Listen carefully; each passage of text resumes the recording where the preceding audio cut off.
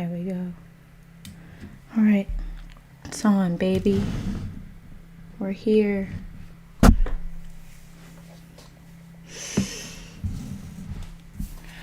right.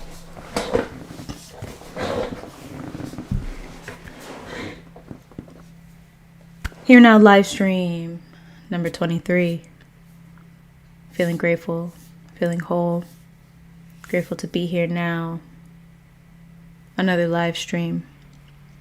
Another space to expand our present moment awareness. Another space for growth, understanding, acceptance.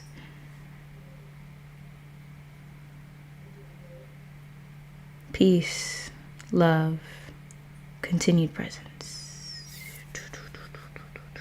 Jaden, what's up? Good to see you here. I haven't seen you in a bit. How are you feeling?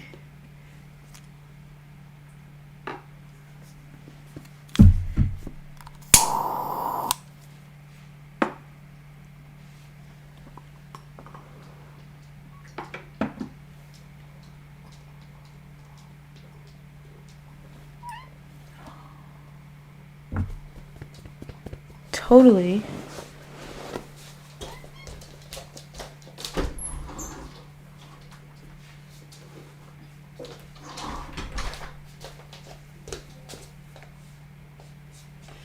Oh, queen.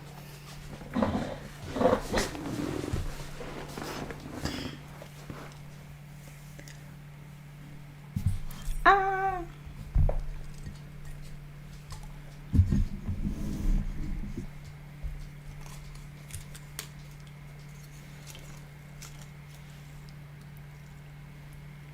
Queen, do you want to get on my lap? Yes, no, maybe? Oh, goodness.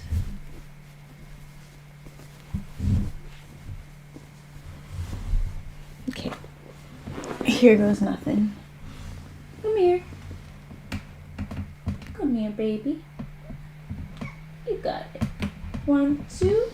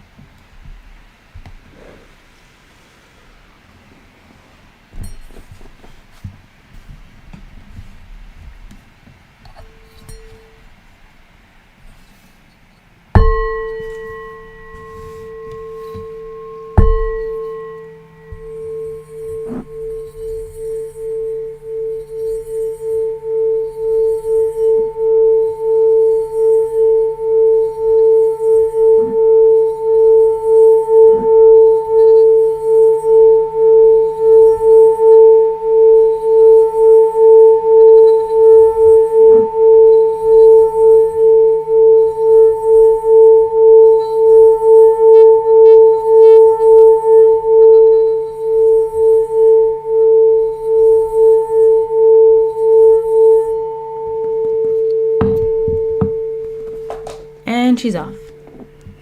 Adrian, what's up? Good to see you back again, once again. Here Now Livestream number 23.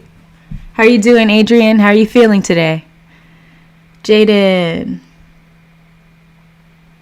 Honestly, not really great. It was a long week of work. Plus this whole week has been, so still is rough. I did randomly come up with a freestyle verse yesterday, which was a happy moment for me. I'm sorry your week wasn't the best, Jaden. And I'm happy you found a little something, a little brightness amongst your week. Hopefully being here can help you have a little shift in perspective, a shift in awareness around the week. Ultimately, glad you're here and thank you for sharing. Adrian, good as always. There we go, there we go. Good as always. That is great to hear. I've been doing some deep meditation breath work. It's been great. It's been great. I actually have been meditating with this bad boy. I don't know. I feel like there's some powerful energy in this. I'm feeling like there's some powerful energy in this. I don't think that's kind of where I lie for now.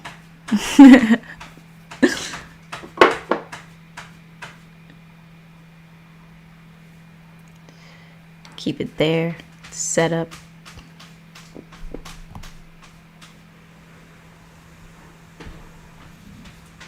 Anyone got some tea with them? A little tea to enjoy Here Now Livestreams. I mixed matcha tea and jasmine tea. Charge it in the sun. You already know. When I meditate outside, it's always in the sun. So it's being charged literally every single day. And every time I go meditate outside. So that's like once or twice a day. For a solid amount of time. It's getting lots of love.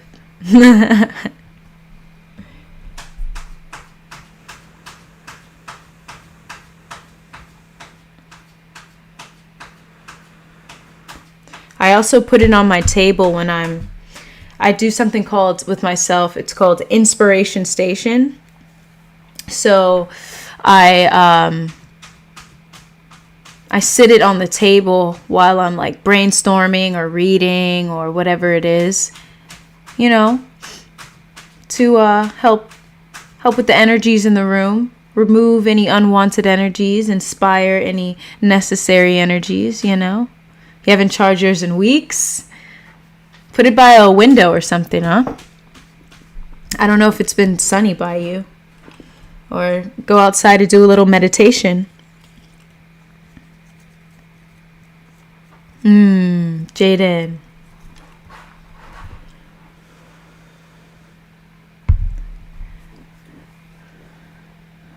And mental breakdowns here and there related to what we've been messaging about. You know what? It definitely feels a bit rough, you know? So sending you positive vibrations, sending you lots of love, sending you peace on your journey. Know that your journey is, it was made for you. So any challenge that comes your way, it might seem like one that you may not be able to get through, but think of it like this. This journey was made for you to get through it. You were made for it. And just a little something that, if I could impart some words to help bring a little light to you, and hopefully something we say here on this live stream today could spark some more some awareness in you and bring out an awareness of your week, you know, putting some dots together, because I know what it's like to have rough days and rough weeks and not really know why everything's happening. But in the end, there's a recognition that there's purpose, you know? There's purpose, there's meaning, and often it's meant to mold us and shape us into who we intend to be and how we intend to engage in the world. So, leaving you with a little of that.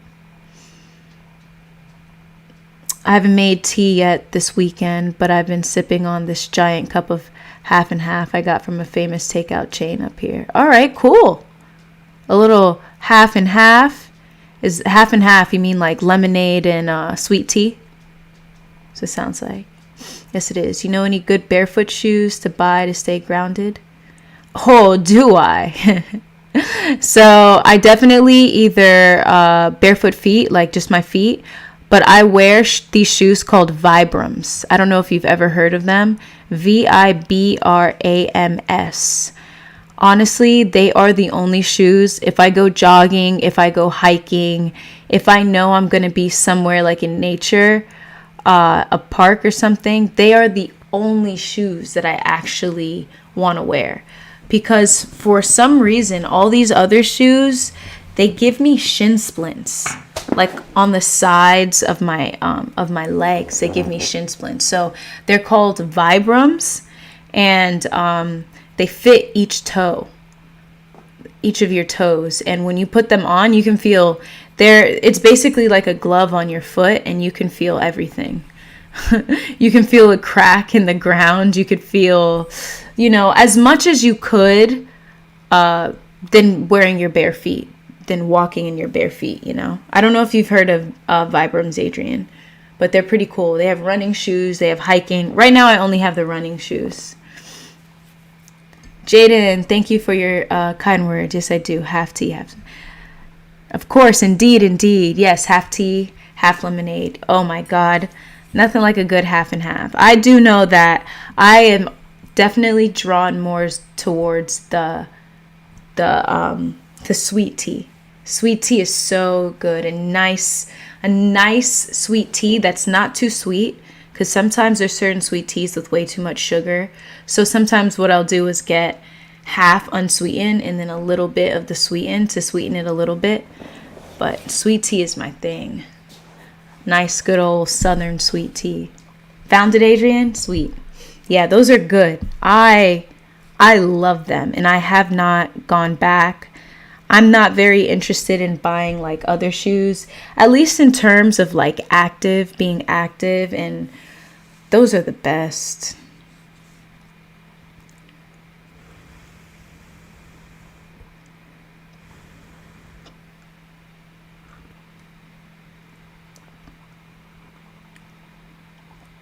Oh yeah, this tea is hitting the spot.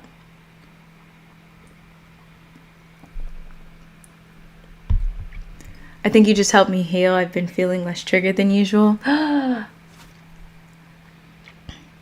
How so? Do you think it's Here Now Livestreams coming every week? You think that Here Now Livestreams have been helpful, insightful? I do know for me it has, like crazy. Just being in this space every single week, 3 times a week, sharing and listening to different points of views and being able to speak. It's been a catalyst for my personal journey. So I would love to hear how it's helped you.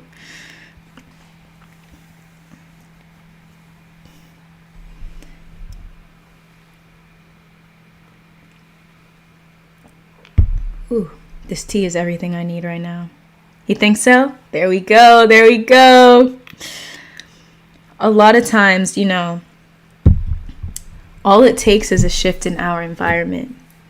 And sometimes we may not know what that looks like. We may not know, like, oh, what is it that I need to shift or change? Or, you know, sometimes things are brought to you, like this space, like consistently being in a space where you listen to words that help you be accepting of the moment, help you be accepting of what's happening right now in your life, allowing you to have shifts, encouraging you to meditate, do breath work, connect with, you know, body scan, connecting with your body and your inner energies. Is like you're surrounding yourself with that. It's inevitable that each day you're going to get better, especially as much as we speak about observing the mind, being observation of the mind and body and space. Game changer, absolute game changer. It's the foundation of this channel, right? Beyond the busy mind.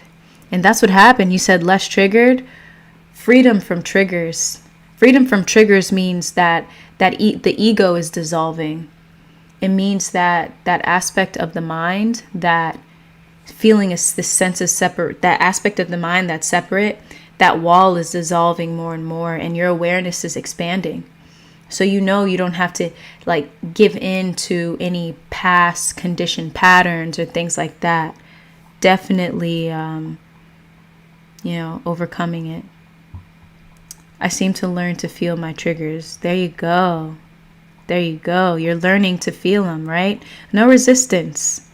You know, our emotions are not, they can't hurt us. Sometimes it may feel that way, you know, but when you're in a state of expanded awareness, when you're aware, you're aware. So you are the master of your mind. You are the leader of your mind. You are the director of your mind. And leaders, directors, masters, they know when to surrender and they know when to take action. And many times when you say you learned how to feel, right? That's an act, a certain act of surrender. It's like, yeah, it's there. I'm going to let it arise. I'm going to let it be. Boom. Transmuted. Transmuted. See you later. Jaded. Thinking about making tea later. I didn't get into sweet tea until a long time ago in my first AmeriCorps program during our first round of deployment in Louisiana. Ah. Louisiana. Another country state, huh? Pretty southern. Would I describe Louisiana as southern? Louisiana has their own, very unique culture. But they're pretty southern. Gumbo, things like that. So that's cool. Nice. And you were you were in AmeriCorps program. That's pretty cool. How'd you like that?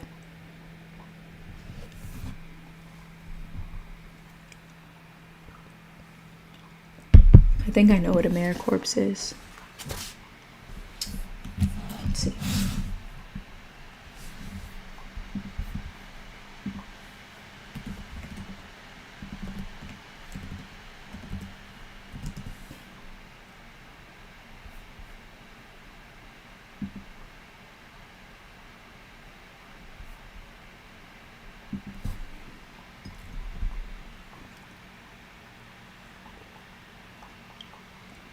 Gotcha.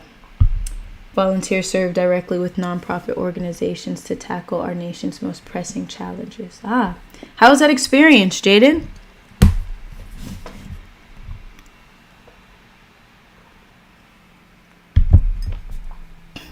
I think I'm more sensitive to my environment. I can feel energy shifting in the schools. Oh, very interesting.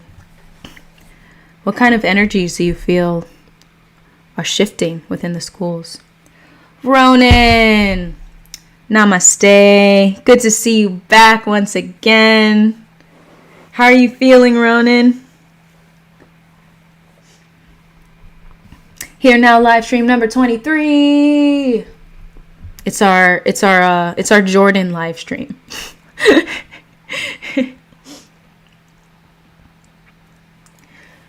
The Super Bowl is happening here in the US, so I know my mom's watching it. A lot of people are watching it. I don't know if it's a thing outside of the States, if people care or not. I was just like, nah, I'm doing Here Now live streams. Whoever wants to join can join, but this space, we're not going to stop. We're not going to stop. Ronan, I'm feeling good right now. Had quite a rough week though. Ronan, sending you peace, sending you love and continued presence. I'm definitely glad to see you here. I'm hoping that whatever is shared in this live stream today can expand your perspective, allow you to see purpose and meaning in your experiences. So once again, definitely glad to see you here.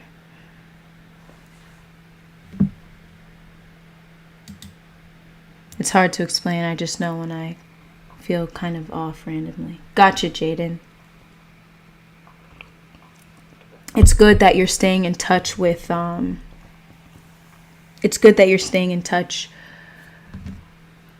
with your energy and feeling out what you feel. Continue to be aware of those feelings. Continue to be aware of those feelings because they are signs, they're messages. That's also an aspect of your intuition and your inner voice speaking to you. So stay in touch with that and listen to the messages that it's sending you. Adrian, I don't watch sports, so I could care less about that. Gotcha. Here Now live streams is better anyway. You know.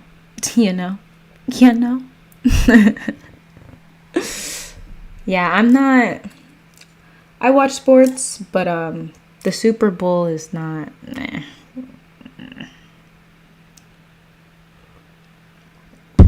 It's not like that. Alrighty. Let's do a quick little. Take one conscious breath in.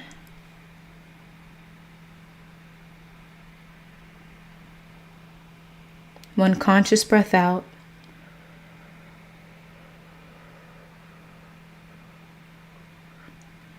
Bring awareness to your heart center.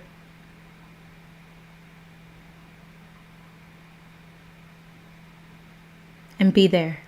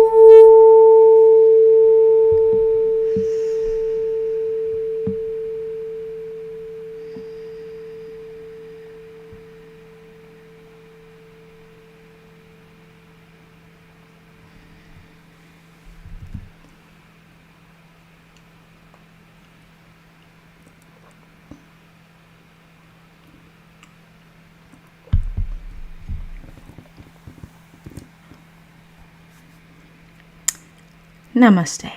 Namaste. Today's the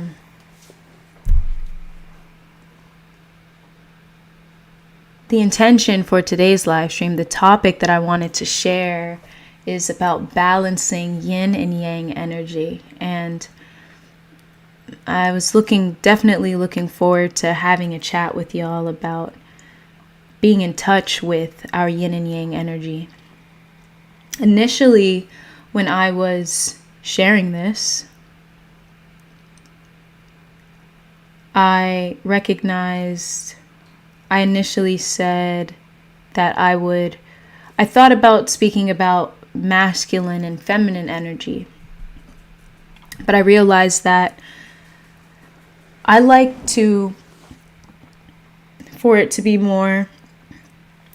for us to focus more on the yin and yang, because often, although feminine energy is associated with yin and masculine energy is associated with yang energy, the two words, feminine, masculine, it's easy to get caught up in more of that societal construct of men and women and gender roles.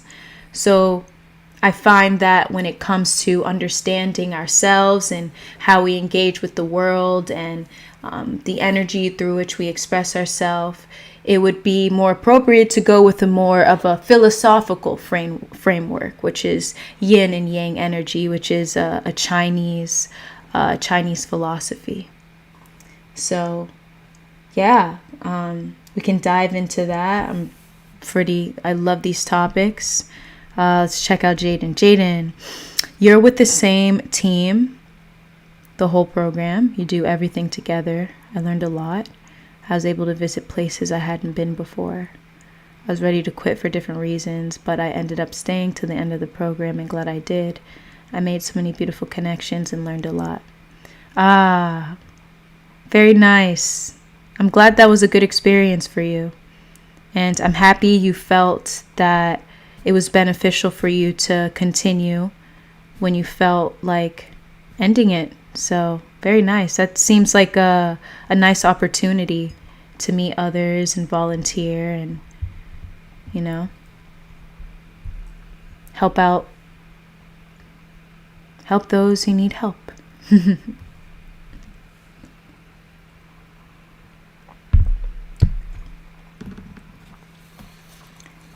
Anyone here familiar with yin and yang energies? I feel like in a live, someone mentioned yin and yang. Anyone here?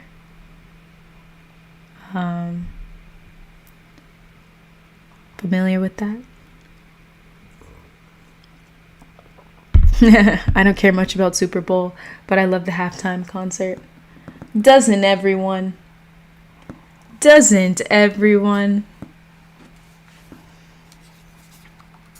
Little Palo Santo. For the crew, positive vibrations.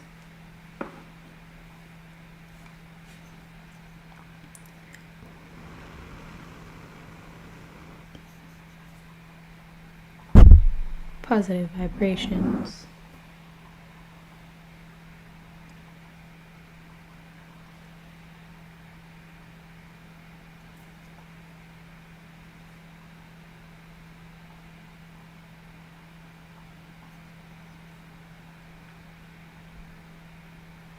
Jaden, you've heard of yin and yang energies? Okay. Alrighty. We're about to learn tonight, huh? About to go in deep. Got some notes here. I'm gonna share what I've learned with y'all, and we can dive in and chat more about it. This is actually, bringing awareness to this aspect of reality, the divine counterparts that exist within us and in the world around us, in the natural world, allows us to understand how each and every day our energies, they change, right? It shifts. The way we need to engage each day is different. Sometimes in one day we may require a little more yin, another one a little more yang. Often when you're present, you don't really have to think about this. It just flows. But it's also just really nice to know in those moments where we might feel overwhelmed, we might feel uncertain, we may feel like we need to be more active and we're feeling a bit restless, or we may feel that we need to come back a bit and into introspection. And it's nice to consider our energies and where we are allowing balance. And this is why I appreciate learning about this school, or at least this aspect of reality, being aware of it.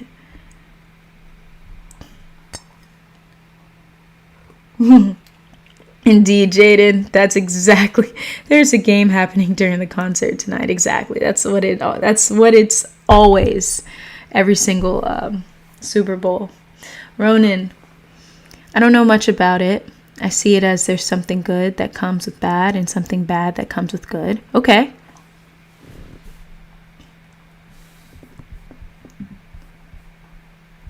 I like to share. What's very interesting about, this goes into philosophy with the terms good and bad. I gotta find, here it is. With the terms good and bad is like, what is good and what is bad, right? That will change depending on who you're talking to, what groups of people you're talking to, like what cultures, what country you're in, certain schools of thought, belief systems. The term good and bad is ultimately subjective, and that's why in certain societies, at least in this society, or just every society, there's always differing of opinions as to what is good and what is bad. So what I appreciate about stepping into awareness and stepping into this spiritual awakening and becoming more and more awake is that nothing truly is good or bad. Everything just is. And good or bad is labeled. It's the way we perceive the moment. So we say, this is good, this is bad. With yin and yang, it's more of an energy. They're divine counterparts. So, for example, I got a little something I wanted to read to y'all. See if I could find it. Thought I had it printed out. Hold on.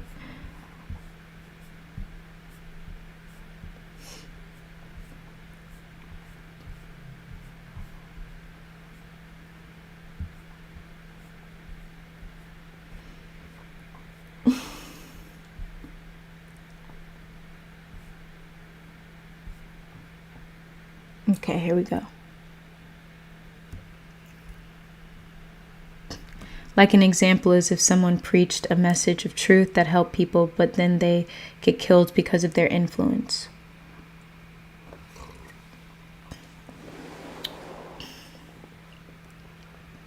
I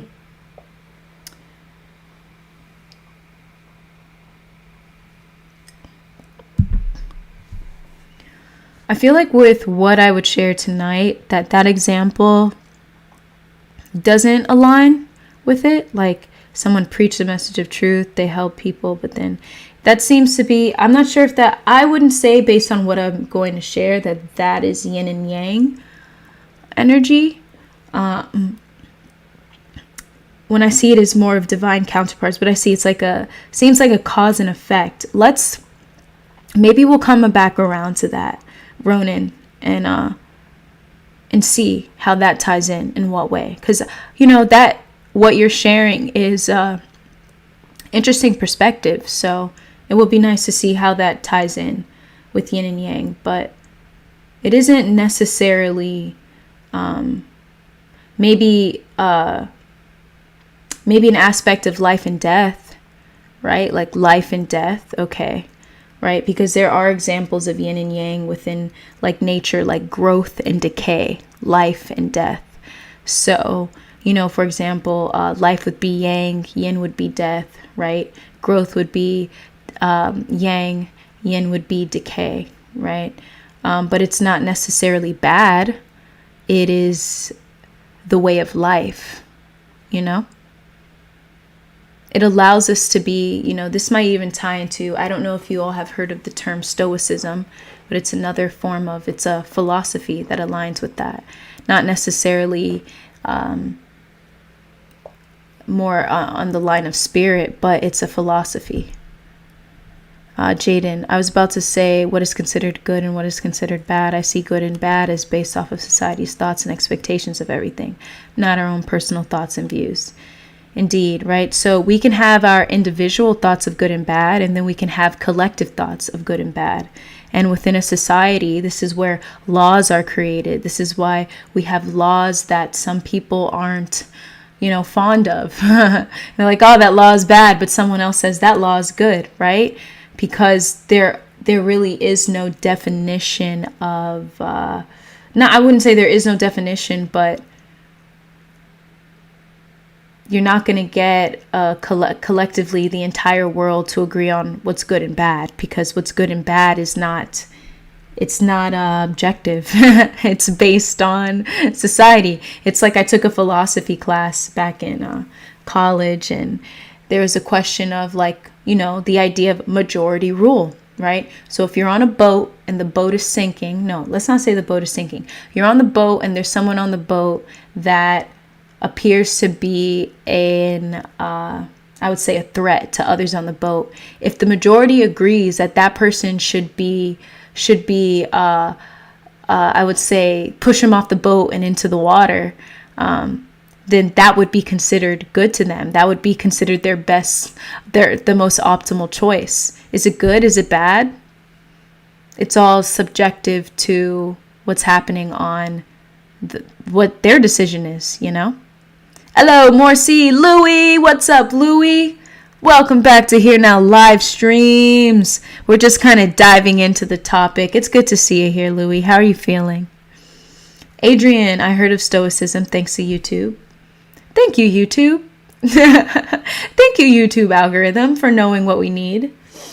Jaden, like when some say it's not a crime unless you get caught. There you go, right?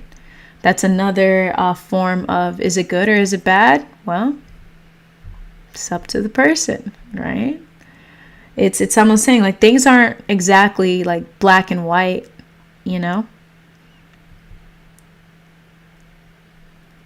Ferb Fletcher, he acts as a stoic. The character from Phineas and Ferb. When you said Ferb, Adrian, immediately I thought Phineas and Ferb. Like immediately.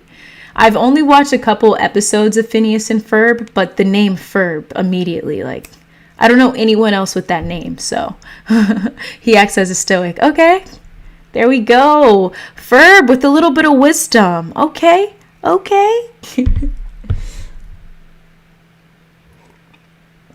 So I want to read a little bit to you guys, okay? Yin and Yang are central concepts in Chinese philosophy and represent two complementary and opposing forces in the universe, all right? Two complementary and opposing forces. When I think this, I think they are divine counterparts. One cannot be without the other. Light cannot be without dark, right? Light without dark is not light. Because it needs dark as that counterpart. It needs dark as that opposing, that opposite force, I would say. The idea of yin and yang is rooted in the ancient Chinese understanding of the world as a dynamic and interconnected system in which everything is in a state of constant change and balance, right? We're talking about, now we're tapping into the awareness of the interconnectedness and interdependence of reality. All right. So here's some examples. Here, actually, I'll keep reading it right here. I'll read this last paragraph. According to this philosophy, yin and yang are complementary and interdependent aspects of the universe that exist in everything, including the natural world, human behavior, and even the human body. Yin is associated with qualities such as darkness, femininity, and receptiveness, while yang is associated with qualities such as light, masculinity, and assertiveness, right? So these energies just are. Light and dark. Light doesn't necessarily mean good, and dark doesn't necessarily mean bad. And I know that within a general conversation, and it often, the meanings get placed on it, like dark is bad and light is good, but actually it just is. That's just what it is. Yin is dark, and yang is light, right? And I mentioned before too on the on masculinity and femininity, right? You know, often some may say we all have our own form of masculine and feminine energies within us. But what I find is that with those words, it's very tied into social constructs and gender roles. So we're pulling away from the societal expectations in this live, and we're going to focus more on the yin and yang, that philosophical aspect. So I would say like femininity is associated with yin and masculinity is associated with yang, right? And so here are some examples. I got some examples. For example, yin. I don't know if anyone, at least for me, you know, I've taken something called yin yoga. Yin yoga is more of a slow moving yoga. I would say it's more passive than active. And there's, of course, in yoga in general, there's always a lot of breathing. But, you know, I wouldn't say like I did a lot of sweating, but it was such great stretching and moving, and it was very soft, right? So it was a yin yoga. So yin is often associated with qualities such as receptiveness, sensitivity, and introspection. Here are some examples of traits and behaviors. So receptiveness, intuition, empathy, nurturing, introspection, flexibility, sensitivity, creativity. Okay, this is all the energy of yin energy. Often when we are in our awakening process, many of us have our own hermit. We go into hermit mode, and within this mode, what is most necessary, what needs to be given a lot of energy, at least in this mode, for my experience, is bringing out and embracing that yin energy. Right? We're introspective. We're diving in, getting in touch with our conditioned patterns, getting in touch with what is our purpose in this world, getting in touch with our emotions and allowing them to arise. Right? It's very introspective. What else? Our receptiveness, our ability to be receptive, to receiving information. Right? We talk about the cycle of giving and receiving. Those are divine counterparts, giving and receiving. Receptiveness is associated with yin energy. So when we ask ourselves when we think to ourselves in terms of balance or in terms of what we need, because remember, yin and yang energy, it shows the ever-changing nature of reality. Each and every day, our yin and yang, what needs to be expressed, how our balance looks in that day is going to be different, right? There is no objective like 50-50. We need to be 50 yin, 50 yang. It just depends on the day. It depends on where you are. It depends on who you are. And like I said, this isn't something we have to think so hard about, especially when we're present with ourselves. But it's just nice to be aware of this aspect of reality because it allows us to be more accepting of the moment. It allows us to pull away from judgment and recognize what is, instead of deeming something good or bad, or trying to only engage in one aspect of reality, which may seem to be more comforting, but in actuality, everything just is.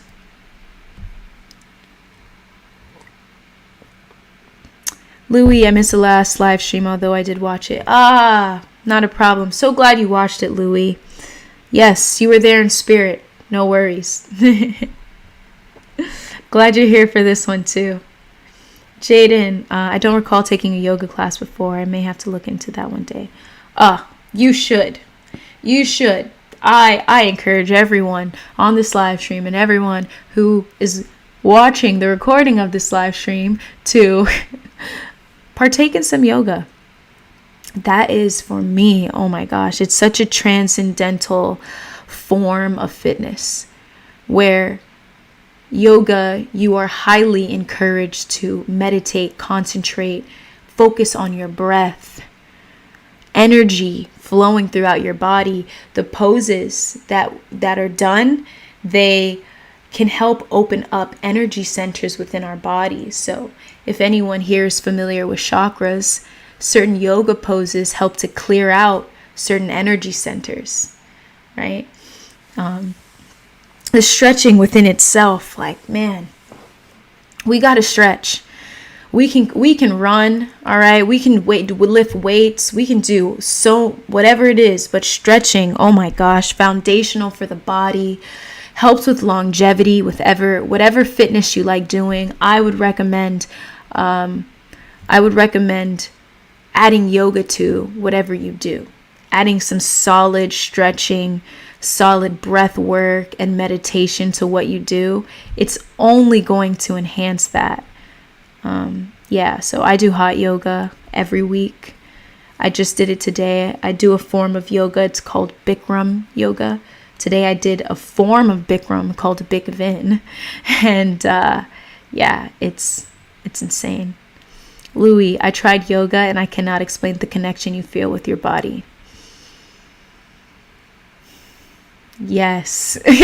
Oh my goodness. Yes. There's so much awareness that it requires you to bring to aspects of your body that you don't give awareness to. You don't necessarily give awareness to. And even when it comes to stretching and moving, you'll recognize like, wow, I didn't know that this part of my body could be stretched, like our ankles or our toes or parts of our feet, our hands, like our wrist. It's our connection and bringing that awareness to our body is life, right? Awareness is life. Whatever you give your awareness to, you give life to. Life infuses into it. And it's such a healthy form of bringing your awareness to your body, then breathing into your body, having that breath. Even within yin and yang, right? Within yin and yang, inhales and exhales, that's a yin and yang energy, right? It's the, where is it? The inhale is the yin. The exhale is the yang energy. So even within our breath, yin and yang exist. Nothing is necessarily good nor bad. They're just divine counterparts. One cannot be without the other, right? The cyclical process of inhaling yin and exhaling yang is an example of how these two opposing forces work together in nature, and they sustain life and balance in the body, right? Recognition of yin and yang within the natural world, within ourselves and the body, shows us how life is balanced. It really allows us to dive deeper into understanding life itself, and the interconnectedness and interdependence of life, which is essentially what happens when we awaken. When we're spiritually awakening, we very naturally can sense and feel that interconnectedness with life, right? That's why we feel senses of joy and peace. We may even feel bliss because we feel one with life. We recognize we are life. And, some may say, hey, these are all just one. And it's true in a certain state of consciousness. Everything ties together as one, right? We're all one. So it's beautiful to witness these energies working together.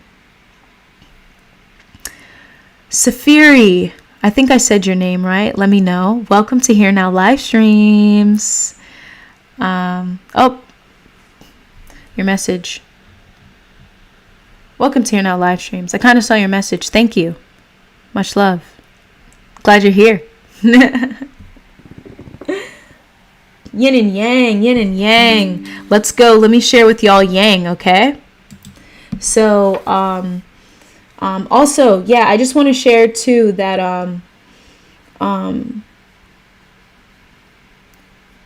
none of these examples are absolute. They vary in intensity and frequency based on individual personality and past experiences.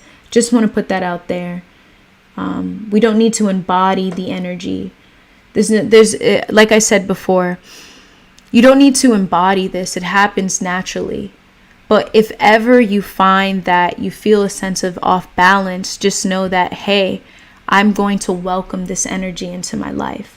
I'm going to welcome more creativity. My intention is to welcome more creativity. My intention is to allow whatever sensitivities that I feel, allow them to express themselves, right? So within that, you are balancing the yin within you. You are allowing that to express itself within you, right? It's everything for me. What I recognize is it's allowing. You don't really need to try, but it's already there, ready to express itself. So it's a matter of allowing it to be, right? Even flexibility. We talk about flexibility, which is associated with yin. We talk about going with the flow of the universe. That entails for us to allow that yin energy to express itself. Just be flexible, allowing it to be flexible. Hey, this is not what I expected, but this is what is, so I will flow with it. Right?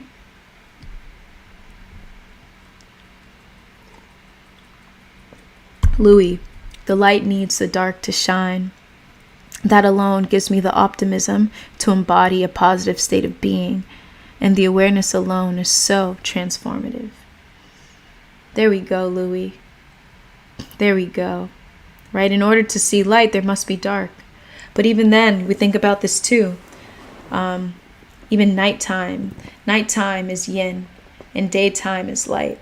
We associate, it's often darkness really gets a bad rap, but a bad reputation.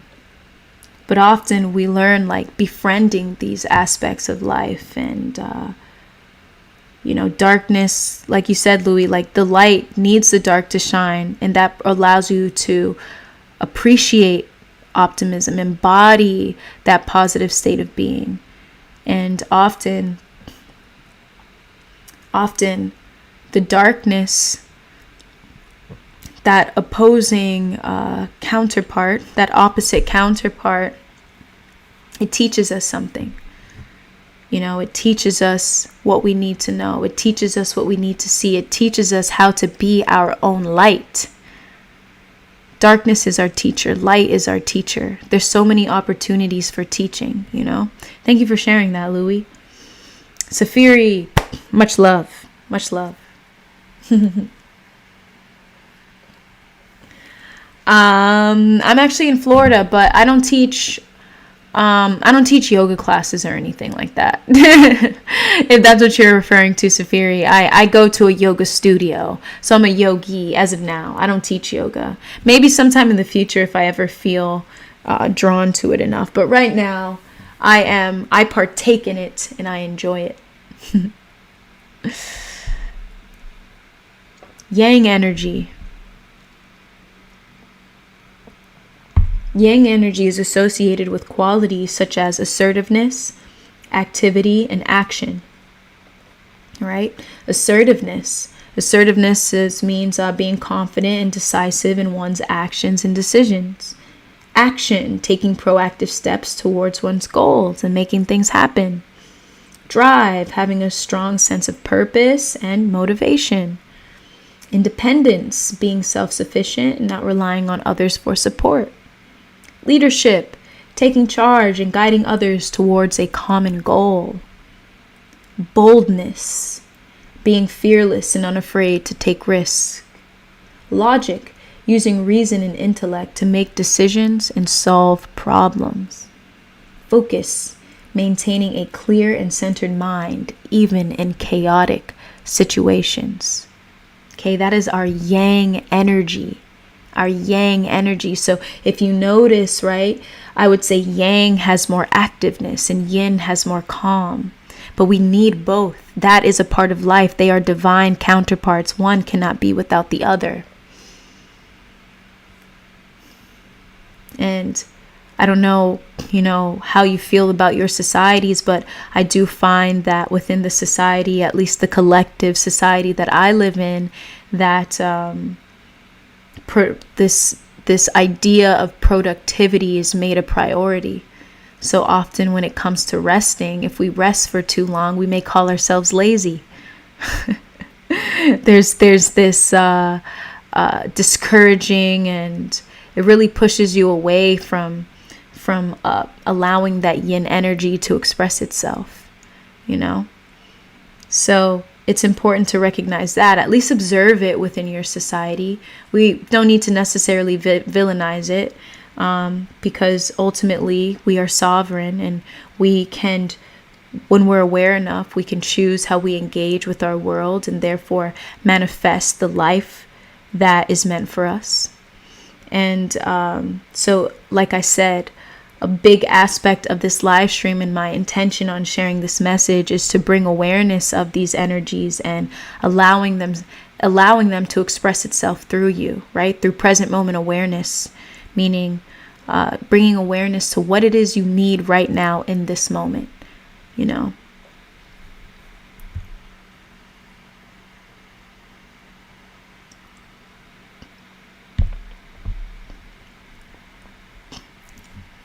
I am Shibi. Welcome to Here Now Livestreams. Wholeness and power to all. Halito. Greetings, Morcie. Hello.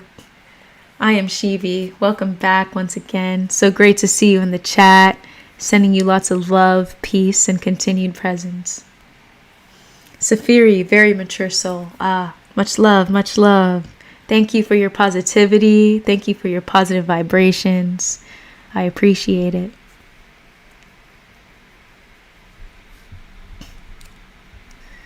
Shaden.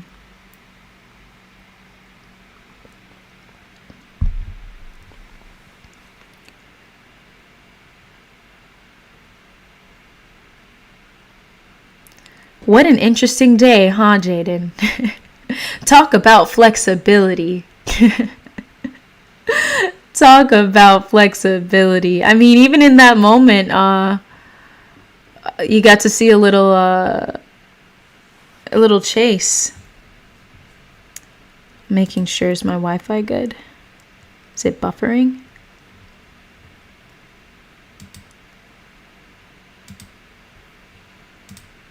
Well, I'm actually on the Ethernet. Let me make sure my Ethernet is connected, y'all.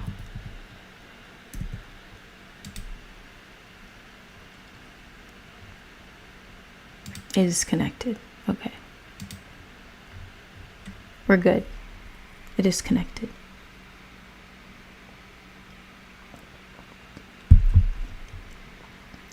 So let me know, ultimately, how do y'all feel about, after this talk that we're having, this open discussion, I would say, around yin and yang energy?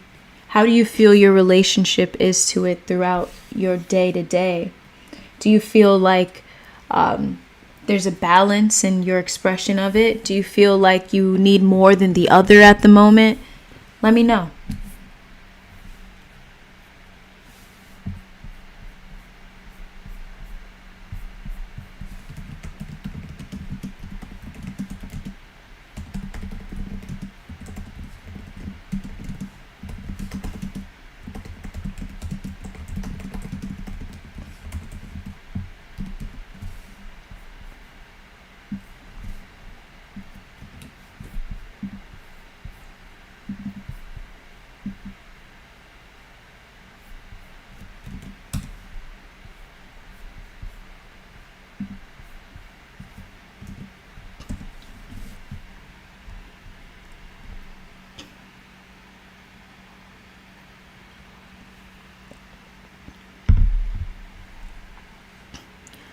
Good now? Alright, sweet. I am Shibi. Jaden, it's been quite a day. I'm like, what else is going to happen this weekend?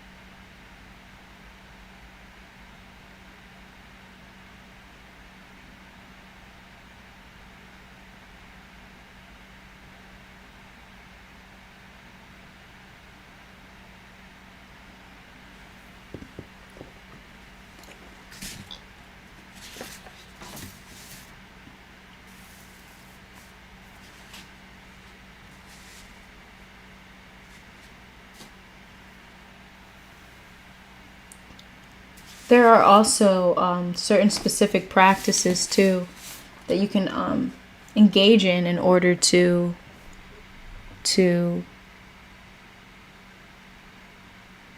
bring out those energies, right? When we talk about yin, it's introspection. So maybe you'll go into meditation, maybe you'll journal, things like that. With yang, it's action. You go and you take action on things that you need to do, you know, whether it's, hey, you're going to go work out, right? And it's so interesting how I think about infinity, because even in working out, yin and yang is there. You have the inward and outward breath, the inhale and the exhale. The inhale is the yin, the exhale is the yang, right? I am Shibi. I feel balanced. If I do feel a little bit off, I quickly remind myself why. So it's fleeting. There you go. You feel that natural, once you're aware enough, you're able to provide what you need for yourself in that moment. Ronan Butchanan, what did you say was associated with creativity, yin or yang? Yin. Yin is Yin is associated with creativity. It's like, yeah. Sometimes I'm almost thinking like right side, left side, like the right side of the brain. So yin is associated with creativity.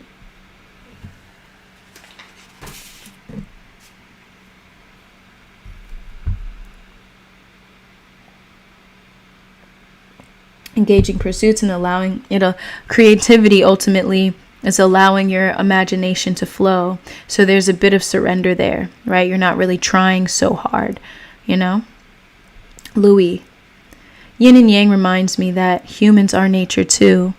And I find comfort, connection, acceptance in that because I see it in myself and others, not just in the external world before me.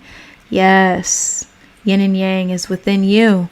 Right? Yin and yang is like within us, within the natural world, the world around us, right?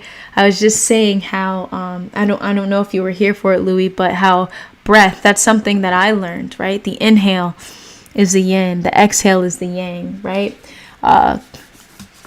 even within sunrise and sunset, right? The sunrise is the yang, the sunset is the yin. A calm and storm, right? Calm is yin, the storm is yang. Growth and decay, growth is yang, yin is decay. Up and down, up is yang, down is yin. It exists everywhere, right? It's interrelated and interconnected, interdependent. One cannot be without the other.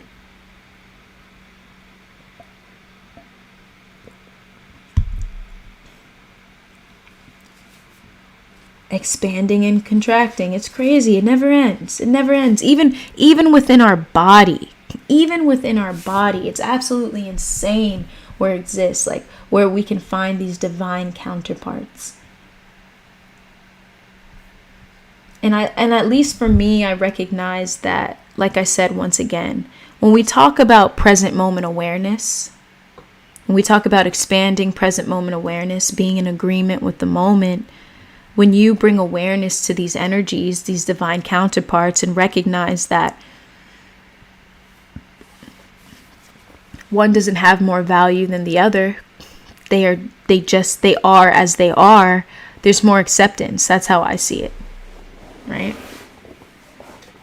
Often there's activities we do in the daytime and there's activities we do in the nighttime. I remember us having a discussion on how we find that we may feel more creative at nighttime. Well, think about it. Yin is associated with nighttime. Nighttime is associated with yin. Creativity is associated with yin. So it would make so much sense to be more creative at night, right? Because that energy is there, even with yang, right? So yang is associated with the daytime. In the daytime, we're more active. We're getting more things done, right? What were the other words? I love these words, right? There's more drive. I would think action. Action is definitely something that happens during the day. Of course, action. Jaden, when I feel as though the energies are off balance within me, I sometimes don't want to be bothered with people in those moments. Yes. Allowing yourself to be with yourself. That's it. Not being bothered by others, not feeling the need to have to engage with others because you'd rather be introspective or you just want to be with yourself. It makes sense. Definitely makes sense.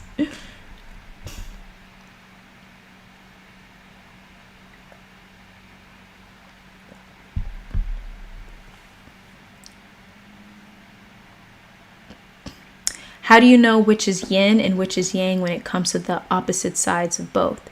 Yeah, so I could share that again, Louie. So yin and yang, they're associated with different aspects of reality. Okay, so yin, for example, yin. Yin is associated with receptiveness, right? Being open and receptive to new ideas, experiences, and perspectives. Right. So this is why it's important within meditation. Within meditation, we're receiving, right? That's yin energy. That's yin, and the receptiveness, intuition, trusting one's instincts and inner guidance, right? There's a trust there, right? There's a surrender there with that yin energy. Empathy, being able to connect with and understand others on an emotional level. Nurturing. Right? Taking care of others, providing emotional and physical support, taking care of others, taking care of yourself. Once again, that's yin energy. Introspection, engaging in self-reflection and self-discovery to gain a deeper understanding of oneself. Flexibility, being adaptable and able to change direction when necessary. Sensitivity, being attuned to one's own emotions and the emotions of others. And creativity, engaging in creative pursuits and allowing the imagination to flow. When I think yin, Louie, I think a lot of surrender. I think a lot of being, right? Sensitivity, introspection, right? It is associated with that Some may say, call it an inward and outward flow of the universe, right? I feel like yin is associated with that inward flow in some form or some way. if that helped. But those examples, that is yin, right? So it's more passive. It's not as active compared to yang. Now with yang energy, yang is associated with assertiveness, action, drive, independence, leadership, boldness, logic, and focus, right?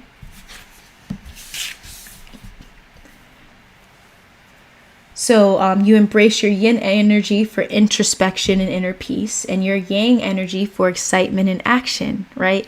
This is why many times when I share messages, I like to complement the understanding of when we're manifesting and we're taking action, like in that process, is the understanding that there's a surrender, and then there's the action you take, right? Often, in certain forms or ways, what it is we intend to materialize in this world can be brought to us without, us like trying or yearning. And oftentimes there are cases where we must take action, right? We must put in work. There was an example that I saw. Someone created a video with a background. There was a speaker, and the speaker was saying, if you make the intention to catch a bus, right? You set the intention, I want to catch that bus. Sometimes you have to run to catch the bus. You might see the bus, but you have to run to catch the bus. It takes that action to do it, It takes that yang energy to make it happen, Maybe that yin where there's that trust, and there's, I would say, a sense of flexibility, a sense of letting go and saying, okay, my intention is to catch this bus, I'm going to let go. I'm going to surrender to the moment. I'm not going to try so hard, but I'm going to say, all right, I'm going to surrender to the moment. My intention is to catch this bus. Surrender. There goes the bus. All right, time to run for it. Bam, you caught the bus, right? So there's that, once again, it's working with what is required in the moment, the ever-changing forces of the universe, understanding what is necessary in the moment. Sometimes we require surrender, sometimes we require action,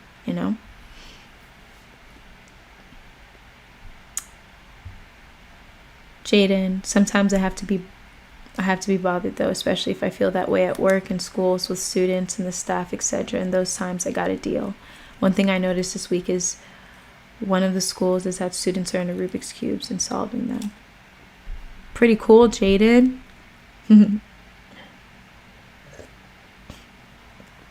Definitely, I would say, an experience of knowing and understanding to engage with others, and I would say emotional regulation, especially at work. Allowing yourself to engage with others without being too irritable, I would say. It's a learning experience. Louis, you mentioned sovereignty. Does that mean stepping into your power as an awareness? Great question, Louis. I like that. Sovereignty does require a sense of stepping into your power, right? When you think about sovereignty, it requires a sense of independence. And this is what I say, that the more independent you are, which is freedom, that does require more responsibility. So, for example, we live in a world where in order to get food, most of the time, where do we go? We go to the grocery store. We don't necessarily grow our own food. So in that, there is a sense of sovereignty, but not wholly and fully. If the grocery store closes or things like that, we're not fully sovereign in that way unless we have our own garden or our own food, right? So when you're sovereign, you're definitely stepping into your power. You are most definitely being encouraged to step into your power. And stepping into your power, it does require both yin and yang energy, because in order to step into your power, there must be a sense of introspection for you to understand yourself. Come here, Bubs. Queenie bean. hope my cat is deciding that the desk, which is full of things. Bubs, you want to come on my lap? Come here. There we go. Yeah, so Louis, yeah, it requires both. It requires a sense of stepping into your power, and stepping into your power is honestly, literally, it's both yin and yang energy, right? Your intuition is yin, empathy is yin, nurturing, all of those things are stepping into your power. It might even, sometimes, we might even think like stepping into our power is only that yang energy. It's only that action and assertiveness and drive, but stepping into your power at the same time is also that yin energy, where we are allowing ourselves to be more introspective. Sometimes it requires that if we don't want to be around others, we're listening to ourselves. We're in tune with ourselves, and we say, I'm going to go spend some time with myself to understand myself. That's another way of stepping into your power, I am Shivi. Queenie has come to make an appearance. I am Shivi. Her consistent experience here on Here Now Livestreams. Jaden, speaking of public transit, I have fell one morning trying to catch the bus to work.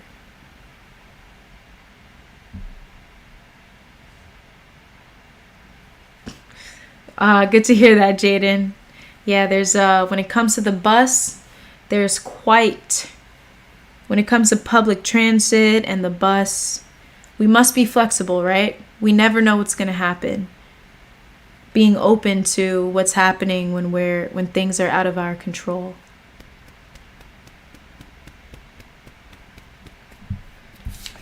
I had a couple other questions for you guys. Adrian just got in a wave of negative thoughts and managed to let them flow, I think. Very nice, Adrian.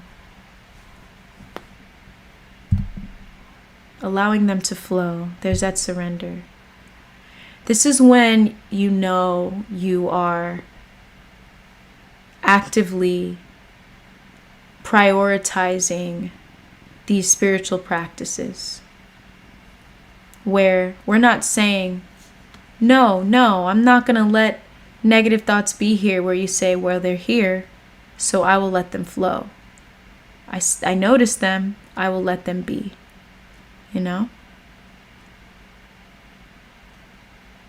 Louis, I understand that I think at the end. You know what is so funny too? I was going to mention the I think part.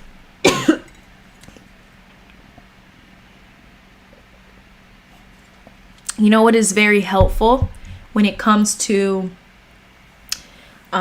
specifically becoming aware of thoughts and allowing them to flow is remove the I think and be more certain and say, I just allowed the thoughts within my mental field to flow, and be there in that certainty and feel that certainty. We talk about being sovereign. That's an aspect of it.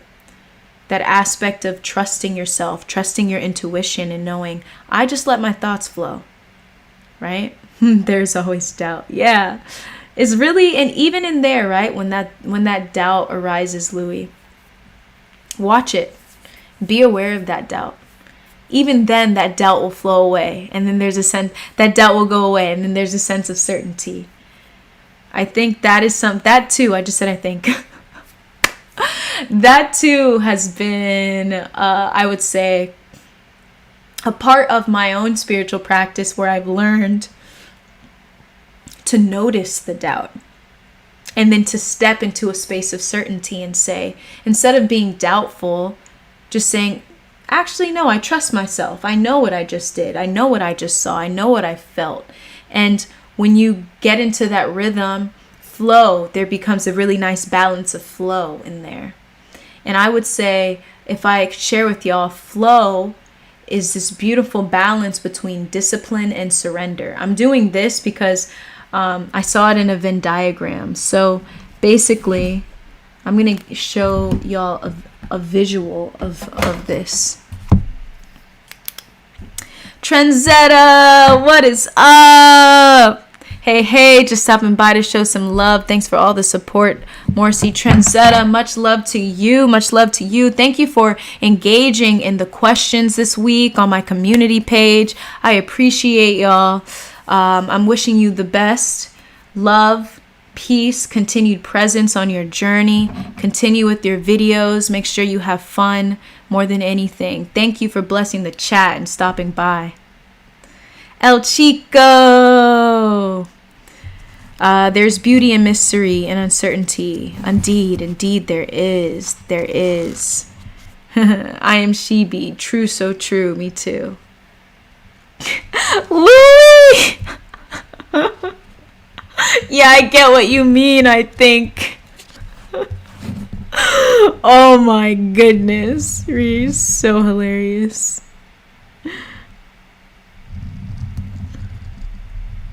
The Jade Revolution. What is up? Welcome to Here Now Livestreams. Good to see you here.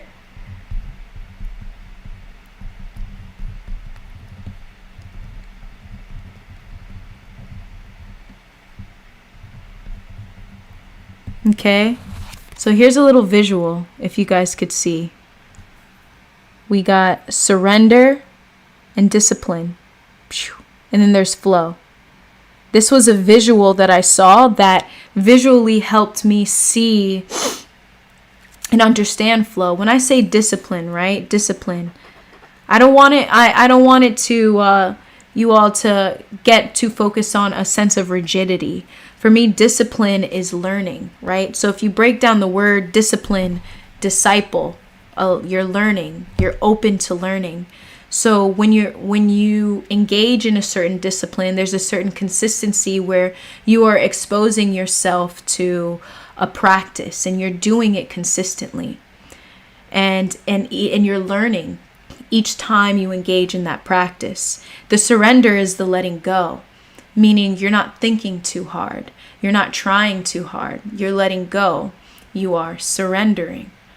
And so within that balance, when you have that balance of discipline and surrender, there goes that flow.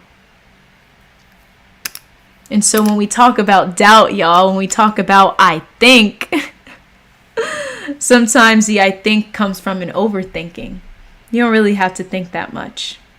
You indeed observed your thoughts. You indeed allowed them to flow. I appreciate the chat. We're all getting to know each other pretty well. Consistently here on this chat.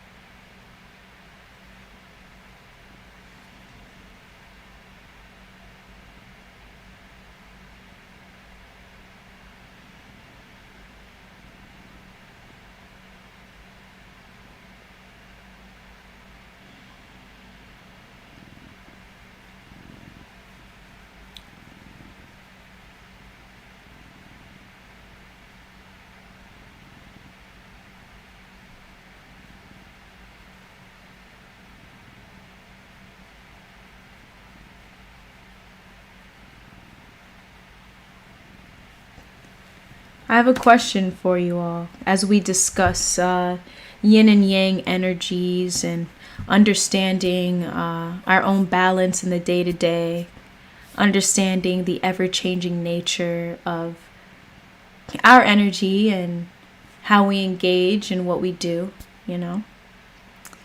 How do we think that technology affects our sense of yin and yang within ourselves, right?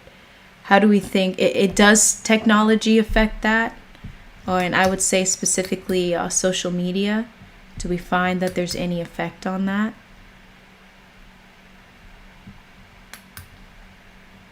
I feel like that's a cool question. I love talking about these aspects of reality. Louis, I used to say I think and other little words that I was unconscious to, like leaving and going home, for example, because I became aware that I would say, I think I'm going to go home. Language is everything. And to become more aware of that is to notice, that sense of doubt that is continuously arising within language, and being in that sense of certainty and saying, I am going to go home. That allows you to step into what we talk about, that sovereign power, that directedness, and trusting yourself, your intuition, and trusting the direction that you're going, instead of saying, I think, you know where you're going, you know? Interesting topic to research more on ChatGPT. What topic, El Chico? Yin and Yang? Louis, instead of just saying that I wanted to go, that I was going to go, stepping into awareness and letting go of those little words made me feel much more confident. There you go. Yes, language is everything. Language is everything. And this is a big part of, even with heart-centered practices, when we become aware of our conditioned patterns and conditioned words, and then being aware of that and then shifting that to more certainty, that is another heart-centered practice, which can bring out that confidence and security, you know? Repeat. The question I and Shibi is, how do we feel that technology influences our yin and yang energies? Does technology affect, here, let me give you because I wrote it down. It was a good question. Yeah. How do you think technology affects our balance of yin and yang energies? It could be social media. It could be anything. How social media affects the imbalance of energies. Oh, I mean, we could talk about that now. We don't necessarily need oh, there we go. You got it. How social media affects it. Okay, that's what you meant. I was like, what? Yeah. How do you think it affects it? So, El Chico, social media doesn't allow us to relax into our bodies. Yeah. I find that what we see on social media is a lot of the, like we talked about, it prioritizes a lot more of that yang energy, a lot more of that taking action, a lot more of that drive, right? Even it's constantly stimulating the mind, right? So there isn't that relax, like El Chico is talking about, relaxing into our bodies, where there isn't much of that encouragement to relax into that yin energy, to relax into receptiveness, like at full receptiveness. And we are receiving, but I'm talking about like a sense of, I would say, more of a spiritual receptiveness. Because we do receive new ideas, we do receive a lot of things like that, but a deeper receptiveness that requires solitude, you know? Thank you, El Chico, for that.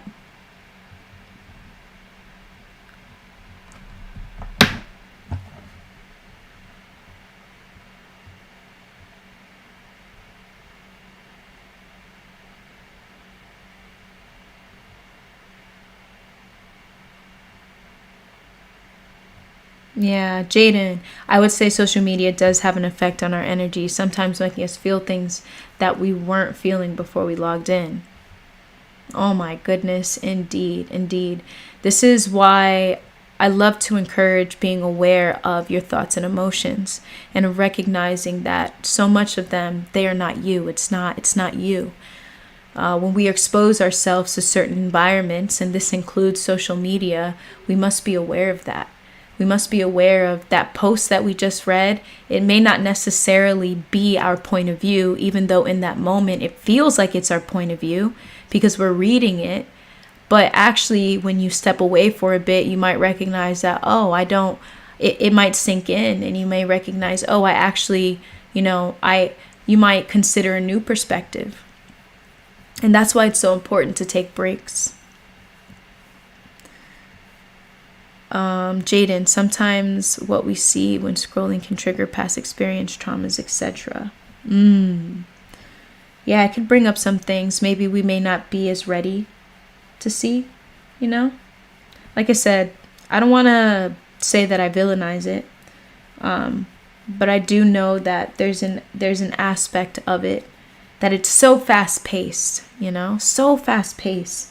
The stimulation, and then it becomes this form of addiction to keep going, and we're not aware of it, you know, not aware of it. So it can definitely, I would say, manipulate our energy. And this is why taking those breaks can put us back to this sense of equilibrium, or our form of regulating our energies ourselves. That sense of sovereignty. That's another sense of sovereignty. Being aware of our own energies, you know, and being able to not feeling like it's being controlled by outside forces. Ronan, I think technology has changed how we communicate, but there isn't really going back from it. So it's triggering us to evolve how we communicate. There we go, Ronan. For sure. You know, we can even say like this live stream in a way is another way it has shifted the way we communicate, you know, in terms of seeing social media in more of a light where I would say it's more, it allows us to come together more. My experience is that I have met people on social media where I ended up meeting in real life. So it didn't end up being just me keeping it on social media, but I met others in real life and built from there. So it definitely allows us, it has shifted the way we communicate. So yeah, we must evolve. And I like how you said, so it's triggering us to evolve how we communicate. Very nice perspective, Ronan. I like that. I am Shibi. That's why I guard what I take in. I stop taking my phone with me when I'm out. Talk about peace. Whew. I am Shibi. Isn't that the truth? Such a sense of freedom to leave your phone at home. Not feel like you need to be attached to it all the time. It's crazy. It's crazy because years ago that wasn't a thing, but now we've been so attached to our iPhones and I would say our smartphones, or our phones in general, you know, that it's just peace to say, I'm going to head to the park. My phone is going to be at home. I'm just going to be like, what a beautiful practice. What a beautiful practice. Adrian, stimulates us, which can fry our dopamine receptors. Yeah. That's why we go on dopamine detox. I feel like throughout, as a content creator, that has actually been a journey for me in understanding how I can balance my day-to-day with technology. And there's definitely a way to balance it where you're not constantly so feeling like your dopamine is being manipulated and being drained, or I would say, you know, constantly stimulated. And I could say in personal experience with me, once again, meditation, breath work, gratitude is huge, because for me, that's the real form of stimulation, if that makes sense. It's the real, it feels so real. And then when I step onto social media, I can feel this sense of illusion. That's the best way I could describe it, where it's not, I don't feel so drawn into what's happening. I see it and I use it, of course, I'm using it, I'm watching videos. There's just a great balance. You learn how to use technology and social media instead of it using you. And a lot of the times when you're unaware, we may fall into this pendulum. We may fall into this, the way certain companies and platforms have created social media to be addicted. That awareness, we fall into that and we're not aware. So definitely making the intention to say, how can I balance and improve my relationship with social media? Because, like Ronan said, it's not going anywhere. So we might as well recognize, how can we balance it? And when you balance it, you can actually use it. Use it for your benefit instead of it using you. El Chico. Every time I walk my dogs, I leave my phone at home. Today and yesterday, I was able to enjoy these walks without thinking about my phone, allowing me to go deeper into my body and paying attention to nature. I felt that. I imagine you with the 3 crystals, walking and just enjoying life and being there fully. It's so interesting how just leaving our phone at home, just like leaving it at home, immediately allows us to have a shift in consciousness. Like immediately, because we know our phone isn't on us. It's great. It's free. Louis, I left social media a long time ago and recently joined. I feel zero addiction. I look at it like reading a newspaper or processed food. You just don't do it all the time. I find it very useful. I like that analogy, like reading a newspaper, processed food. Yes. Oh my goodness, that brings up something. I was there's this person who was into calisthenics. That's a form of fitness, and he was sharing how he is balancing out his workout sessions with music and no music, and he's realizing how oftentimes when listening to music, like before, like trying to like really hype him up, he realized that it ends up being draining to his energy during the workout. So instead, before the workout, he won't listen to any music and he'll work out and he'll have more energy. And so he said music is a luxury. That was his line. And that sparks an idea in me. And I was like, wow, yes. Because when I go run, I haven't gone for a run in a while because I do yoga. But when I was running, going on mile runs and 2-mile runs, things like that, I would do no music while running, because my intention was to just be there with myself, be there with my thoughts and shift my thoughts and be there with my body. And it definitely shifts your whole state of being, not dependent on that. Music is once again one of those things, like you say, Louis, like reading a newspaper, things like that. If we shift our awareness to that and know like, hey, music can help us, but we don't need to be dependent on it, right? I don't know if anyone goes to the gym here, but sometimes it's a big deal when you're at the gym and you don't have your headphones. That's not a thing for me right now, but it used to be when I was going to the gym. And I know it's still a thing with anyone who goes to the gym.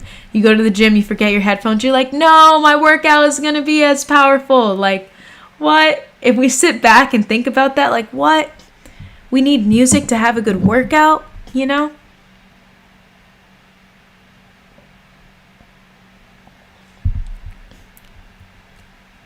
I am Shivi, very, very huge. Yes. Louis, awareness is needed for us for the use of anything. Then these things become a mindful practice. Nothing is inherently bad. There we go, Louis. Nothing.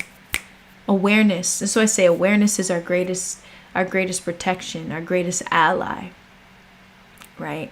You don't fall into the hands of anyone else, anyone's agenda, anyone else's intention, whatever it might be. When you are day to day prioritizing your awareness, your sense of your self-awareness, whatever it might be, you know that that's with you. So that certainty is with you wherever you go, and you trust yourself. Even if you feel like you fell into something, you can trust yourself to pull yourself back out, Nothing is inherently bad, right? We were talking about that. Good and bad is all based on perspective. Good and bad is not objective. It is subjective to the individual or the collective group of people, whatever they agree upon, however that is. I am Chibi. You're speaking so much truth, sis. Much love, much love. Thank you, thank you. This chat is, I must say, this chat is bringing up powerful points. I'm loving it. I'm loving it. Loving your thoughts and ideas. We're flowing. We're flowing. Adrian, pendulum. I remember you using that word in your own videos. And yes, pendulum. That is a word that I learned from reality transurfing, and it broadened my perspective as to how energies work, how thoughts and ideas basically they can come out of from an individual, and it's like an idea, right, that is stemmed from one individual. Then more individuals believe it, and then ultimately it becomes its own entity, where it's like that one individual who thought of it no longer has control over it. Like it's its own entity, and it starts to swing. And sometimes we're not even aware, This is when it comes to trends, like when we're thinking of a trend that's huge on social media. It started from one person and then ultimately becomes its own entity. And so even the person who started does not have any control as to the swing of the pendulum. It's been given so much energy from others, And the best way to step out of the pendulum is to realize you're in the pendulum and pull yourself out of it. Awareness, once again, awareness. I am Shibi. Balance really is key. Oh my goodness. Balance. Talk about balance. And let me tell you, the easiest way with balance is stepping into the present moment. Why? The present moment is always in balance. Life is always as it should be. Everything is always as it should be. We spent so much time, like I said, speaking about yin and yang energy. The moment you step into the present moment, the moment you step into the balance that is already there, it's already there. You already know what you need to do or what you don't need to do. That energy allows itself to express itself effortlessly. Louis, plus these apps, like any other business, recognize that our energy is literally needed for them to run, which makes our energy valuable. I spend my energy wisely on things that are deserving of it. I release.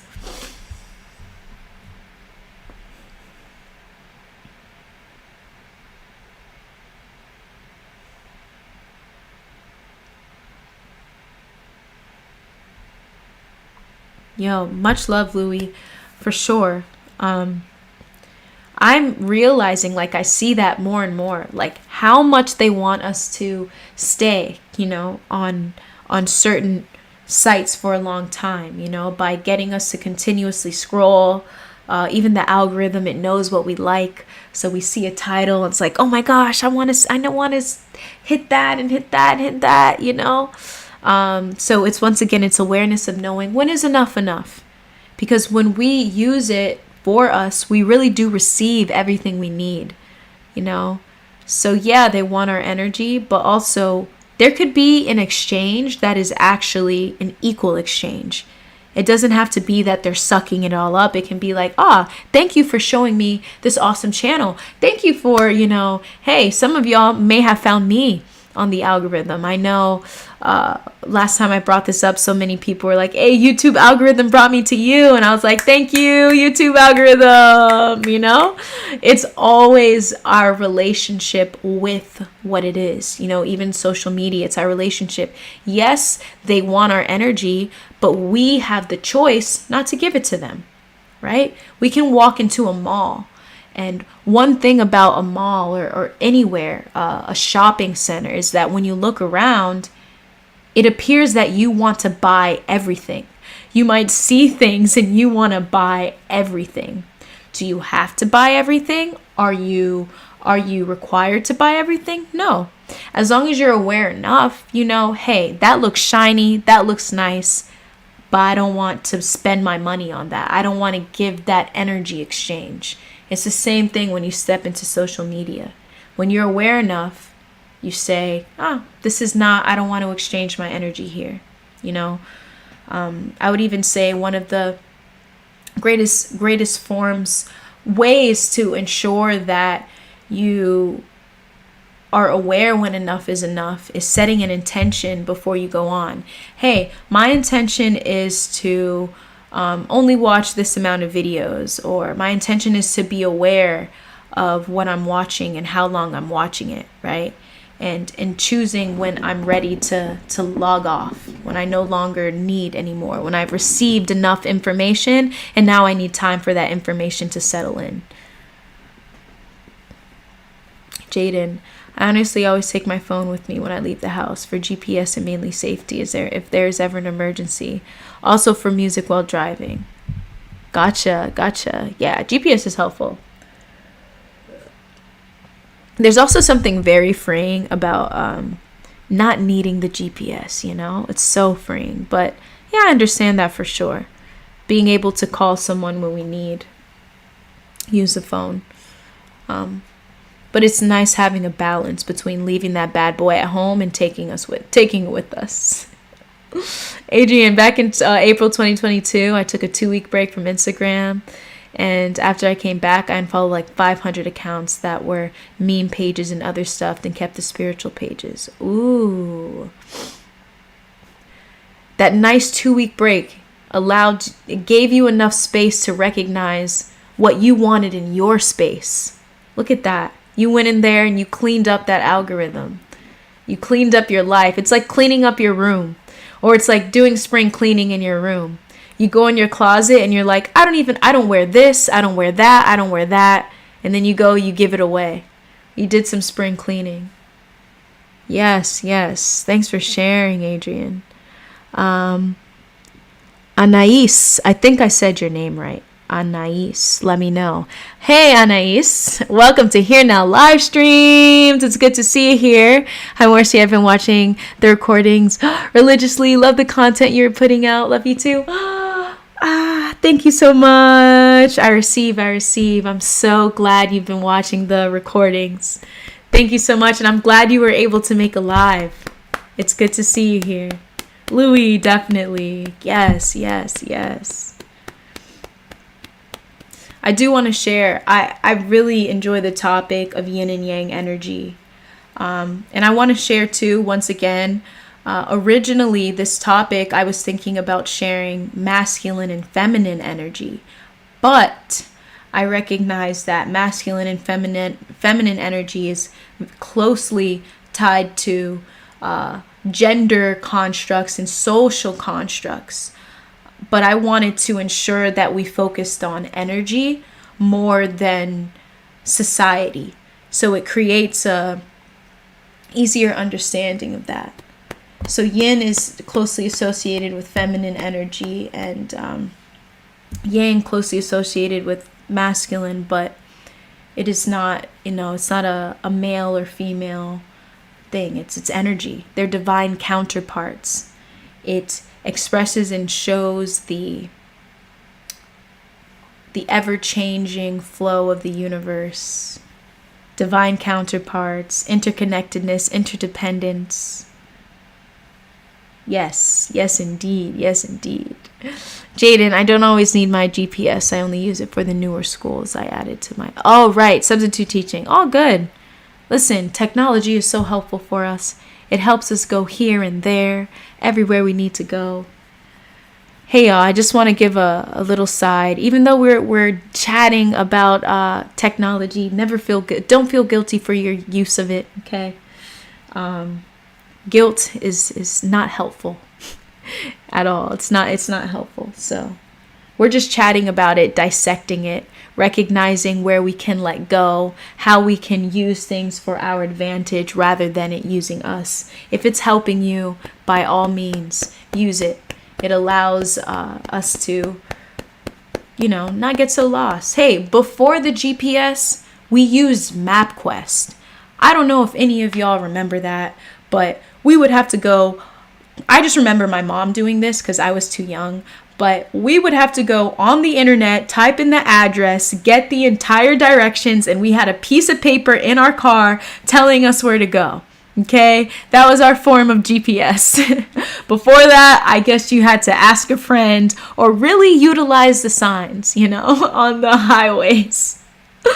But yeah, I just want to give a premise to anyone here. We are discussing these things and diving into this, but, affirm to yourself, release any guilt, release any shame. This is just an opportunity to be introspective and consider, once again, like I said, where you can let go, where you can be more aware. And if you find If you find that you need more of a sense of balance when it comes to your relationship with social media, you can consider all that we shared. But release any guilt or shame. It's not helpful. Guilt and shame has never allowed for an expanded awareness. It just creates more ego. It creates more of a sense of separation. So, for sure. The ride feels better when I don't have the GPS talking to me, interrupting my karaoke sessions. Yo, Jaden, that is like so true. I think about that. Like, I turn off the voice and I just keep checking because I don't want it to interrupt my karaoke sessions either. It'll be on such a great point in the song and it'll be like, turn left, turn right. And I'll be like, are you serious? It's so true. I am Shibi. You remember MapQuest? That was the way to go. The way to go. Yeah, I remember we had to print out directions. We better read each direction in time. Oh my gosh, yes. Reading it in a timely fashion. You know what this reminds me of? I'm not sure if anyone has seen the Goofy movie, but in the Goofy movie, it was Goofy and his son. I forgot which movie. And they literally had a map. And his son had to decide whether to go left or right. And one direction was where the son wanted to go, and the other direction was where the dad wanted to go. And he was holding the map, and he's like, where do I go? And he ended up like telling him last minute, like which direction to go. You know, that's what it reminds me of. Definitely reading that thing in a timely fashion because it's not going to pop up for our convenience. For sure. For sure. OMG, that's so funny. Yes. Did y'all enjoy this topic of yin and yang? Let me know. I'm sure this is going to come up again in more of the upcoming lives, but let me know if you enjoyed this topic. Let me know if you learned a little something.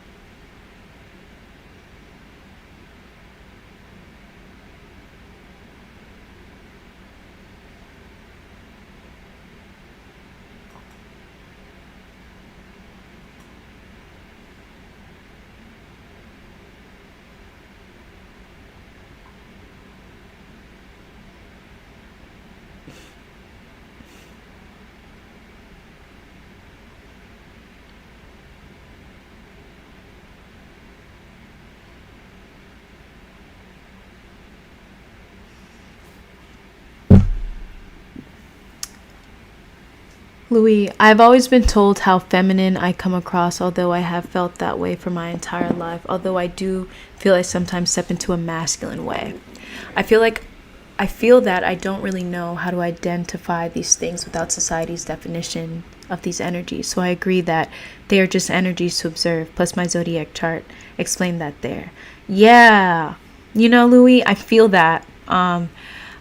You know, what I recognize is that using the terms like masculine and feminine, it may feel like, you know, for someone who for a man, for example, to mention feminine, it may feel like, oh, you know, it's pulling away from my sense of being a man in the world, or whatever that might mean to that individual, and vice versa for a woman, saying, oh, masculine, oh, is that pulling away from my sense of being a woman in the world, or, you know, however you I would say identify and engage in the world. So I find that once again we talk about language is so important. And when we can switch the language and see it in a more expanded approach, such as saying yin and yang energies, it pulls away from that and it allows you to see yourself fully as you are, you know. I like that. And yeah, your zodiac chart explains that. There you go. There you go. It's showing you how you engage in the world, you know. hey, maybe sometimes you need a little bit more yin. Other times there's a little bit more yang. It's whatever you need. It's whatever you need in that moment. Adrian, contrary to what many people believe, dopamine is not a pleasure chemical. Simply because an event triggers the release of dopamine doesn't mean it is something we like or get pleasure from. I like that, Adrian. Louis was mostly feminine energy. Okay, Louis, there you go. So it was mostly a feminine energy. Yes. In your chart. Yeah, I think, I wonder if there's, like, if feminine and masculine energies are associated with, like, for example, like water, air, earth, and fire. Like, in my head, like, earth and fire would be masculine energies and water and air would be feminine, but I'm not sure if that is. So I'm going to see, is feminine energy associated with water and air? I'm just curious. Let's see. Yeah, there we go. There we go. Yeah. Feminine energies are polar opposite of masculine as they are receptive, not active. Oh, okay. Earth and water are considered feminine elements, while earth and water are considered feminine elements. While earth and water move in their own ways, they are typically more still and receptive than air and fire. Ooh. All right. I like that. So water and air are feminine elements and masculine elements are air and fire. What that made me think about, I'm not sure if anyone here has heard of Avatar: The Last Airbender. I talk about it all the time, y'all. It's my favorite. And so Aang he's an airbender. And as an avatar, avatars learn how to bend every element. And so each avatar, for example, each avatar must learn how to bend every element.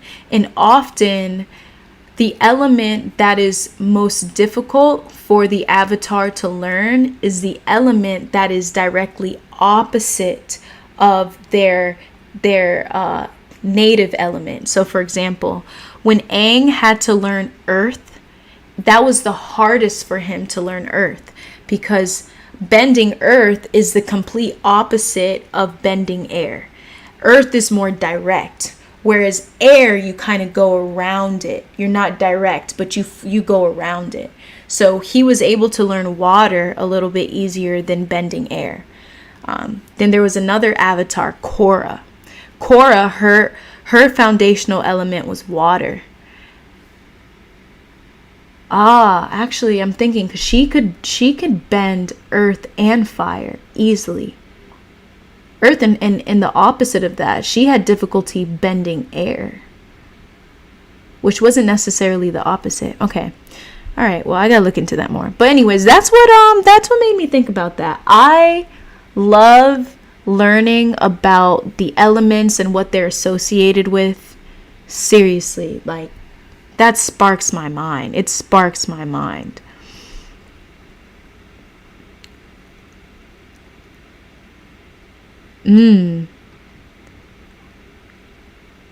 Mostly feminine energy.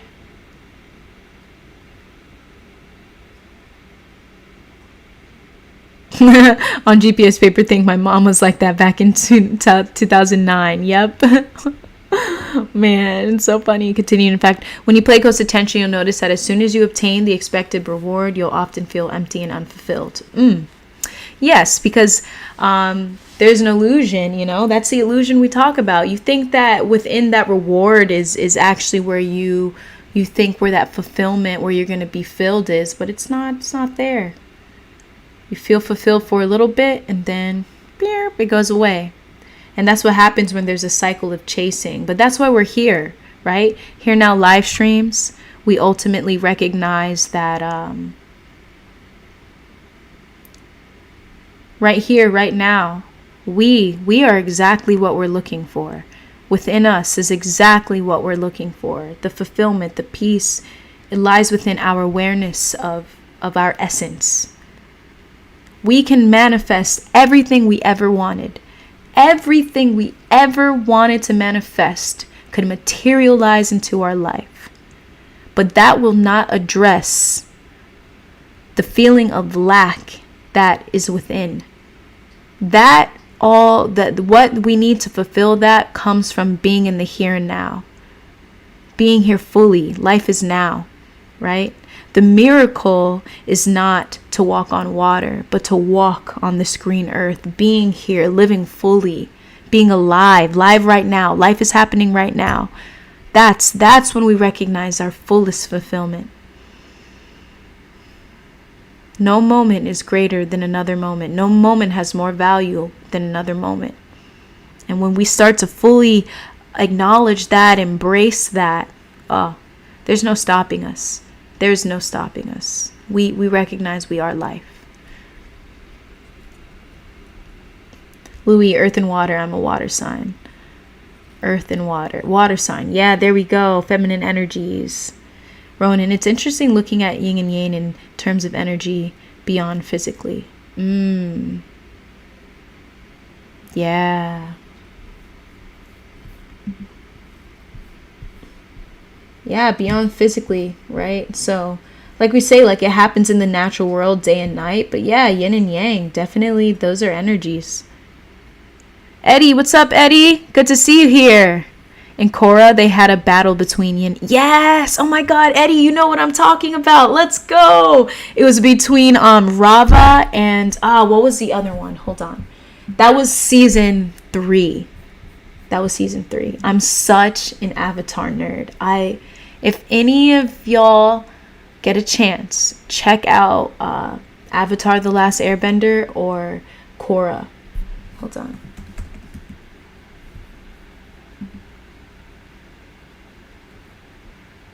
The Legend of Korra. It was Rava, the Legend of Korra, Rava and Vatu, right? Rava and Vatu. Yep, there you go. Rava and Vatu. Yes. There was a battle between them, and that was a huge season because that was the season where her connection to all the past avatars was ruined, was disconnected. And it talked about how, like, Rava, which was technically the yang energy because it was the light, and Vatu, which was the dark energy, was technically the yin energy. And Rava held the yang energy. Korra had within her Rava, and Vatu was like trapped somewhere. I have to watch that again. Oh, so good. Jaden, I guess according to that definition, I'm a masculine element. Leo, fire. Yeah, fire and air. That is your sun sign. Oh gosh, I got something in my eye. That is your sun sign. We have a lot more. Okay, Queenie. 1 second, y'all.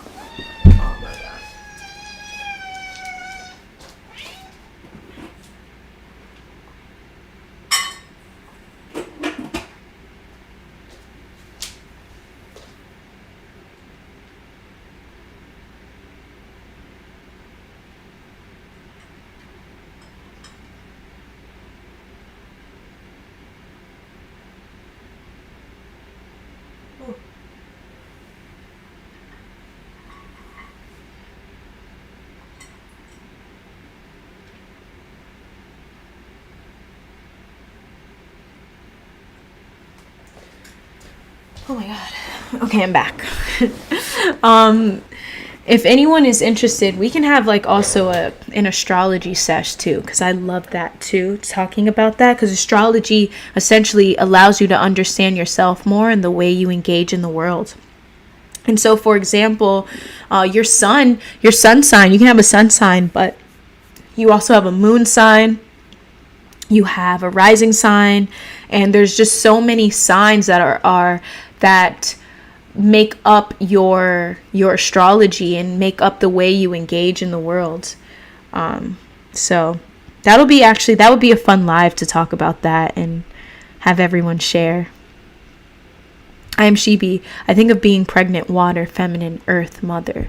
Ooh. Ooh. I like that. I like that. Water. Earth Mother, Mother Earth. There's the feminine energies. I wonder how the air and fire. Air is very mental, and fire is associated with and there's certain I'll share with y'all. There's each element is associated with certain qualities and characteristics. So I'm gonna write down astrology element characteristics. Let's see. Oh, I'm gonna say, here it is. Okay, right? So Earth signs are detail oriented, grounded, practical. They say down to earth, cultivated. This is Taurus, Virgo, Capricorn.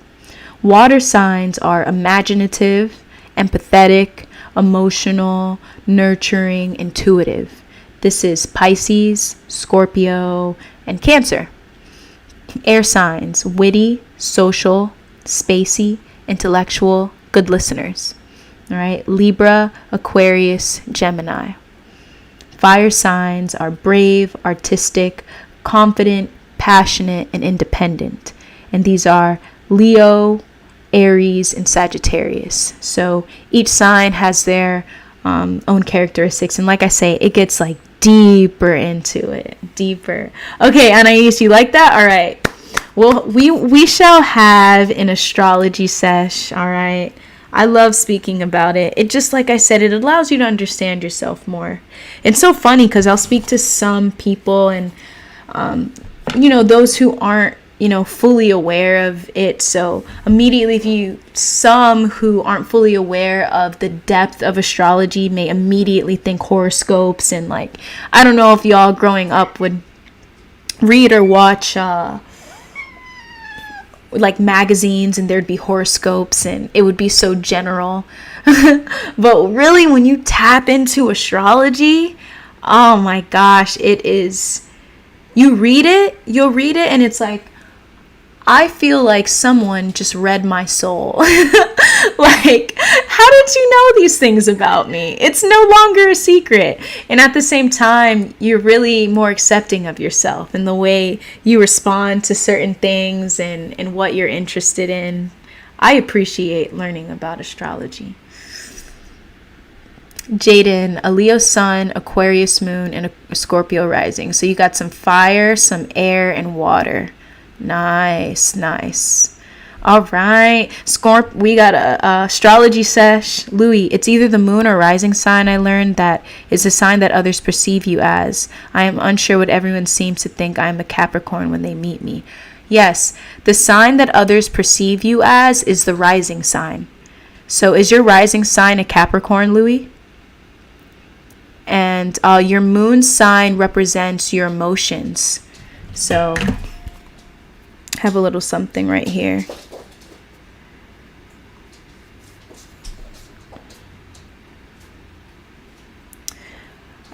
Your body and emotions. So your moon, when you think moon, think emotions. Your sun sign is just they say where you shine. That's what it represents, Here, let me get that.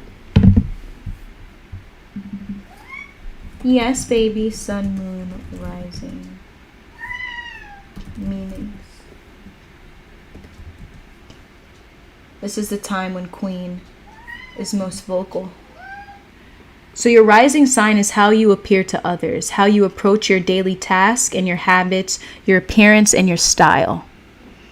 Your sun sign is your joy, your unique gifts and talents, your highest self, your individuality. So it says there. Your sun sign is your subconscious/program self, your emotional needs, your reactions to experiences. El Chico, your sun sign is your life's purpose. Yes. Capricorn, okay. So that's interesting, Louis. A lot of people see you as more Capricorn. That's so funny. That's cool. I'm Shibi. I'm still learning. I would love to. Yes, same here. I am Shibi. I'm still learning too. We'll come on here and learn together. It's so much fun. The learning never stops. The learning never stops. Moon is feminine. Indeed, right? So when we talk about yin and yang, right? Nighttime is associated with yin.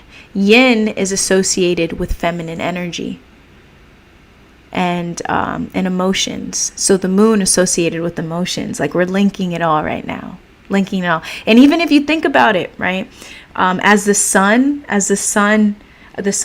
the moon shifts, if you bring awareness to it, our emotions shift as the moon shifts. So whether it's a full moon, waning moon, new moon, waxing moon, our emotions begin to shift with the moon and how we engage with the world.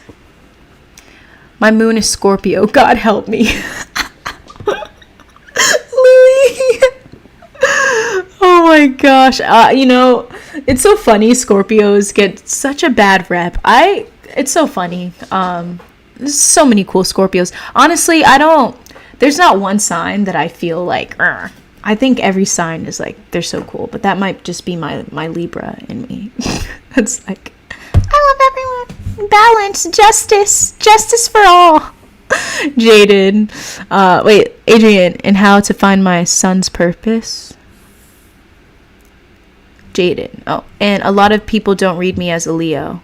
What is your rising? What did you say your rising was, Jaden? Scorpio? Do you think people read you as Scorpio? How to find your son's purpose? I would say, Adrian, look up your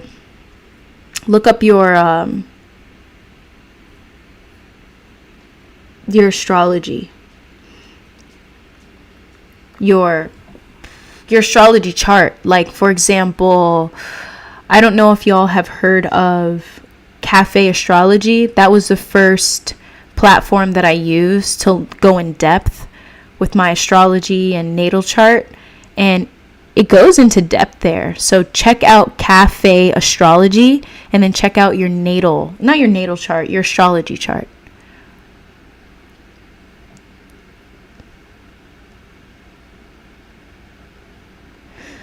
El Chico, your moon is your physical and emotional needs. Your rising is your motivation for life and attitude you carry while you accomplish your purpose. Louis, I love Scorpios. I'm very attracted to erratic behavior. I can fix you. Oh my goodness.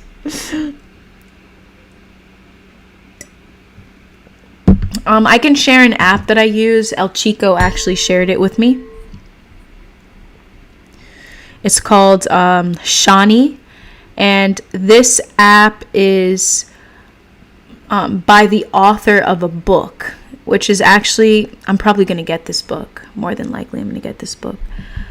The book is called Astrology for Radical Self-Acceptance by Shani Nicholas.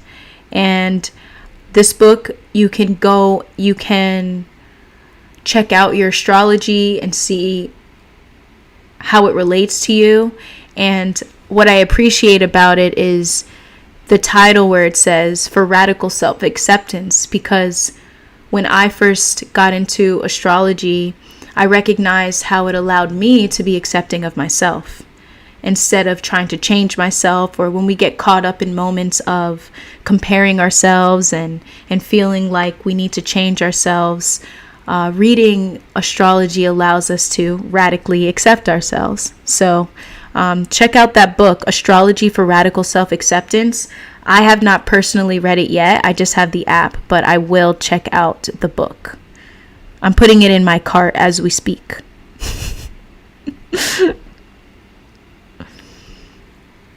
When people interact with and sit down and talk with me, my energy, they think I'm a Cancer or Scorpio most times.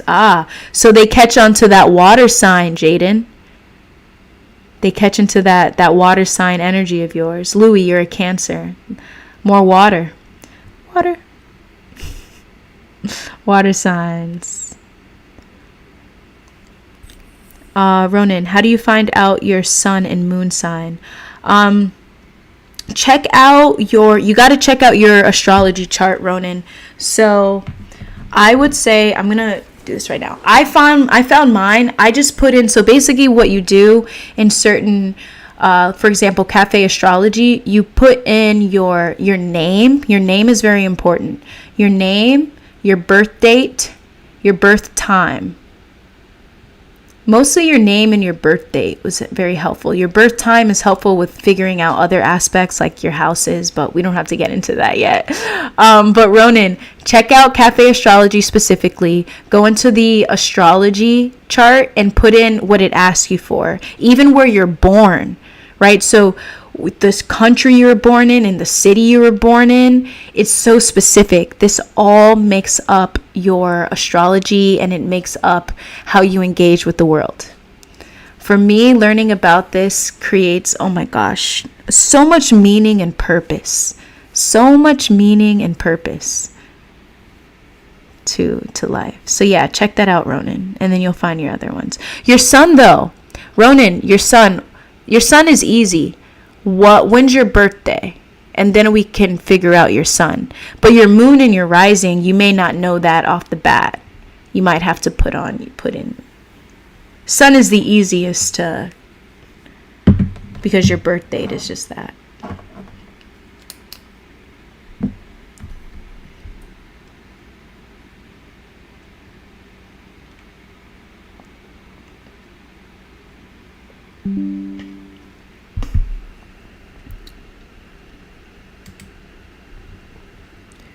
So this is how I tie in astrology to present moment awareness, because, present moment awareness is everything, July 16th, July, sounds like Gemini. I think you're a Gemini, Ronan. Hold on, I might be. Either Gemini or Cancer, July 16th. You're a Cancer. Birthday. I said Gemini. Cancer.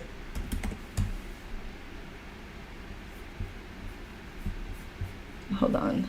Zodiac. I was trying to get it before I looked it up. You're a Cancer. Cancer. You're a Cancer. You're a Cancer, Ronan. Water sign.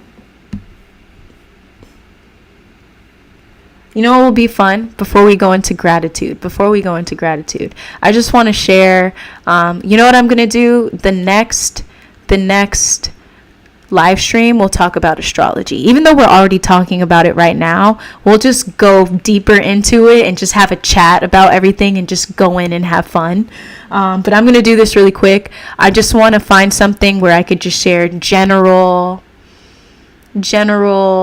characteristics of each sign. They're general. Nothing to get attached to, okay, y'all?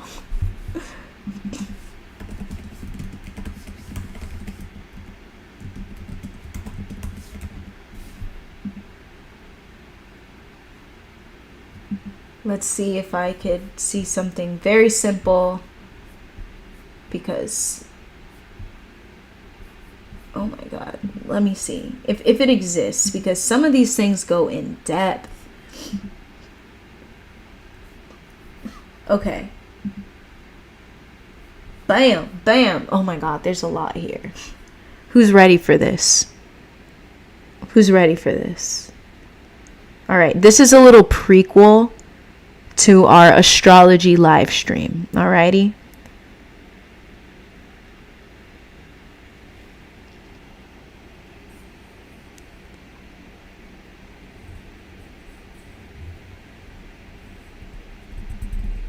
All right. Aries is a groundbreaker who can lead the team and also loves to experiment with new documentation. So Aries is great at writing specifications. Hold on. I just need something simple, because I don't. Can we simplify this? Hi, baby.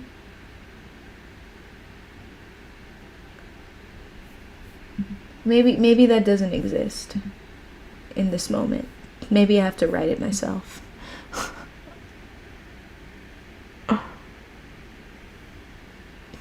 Okay, I found something.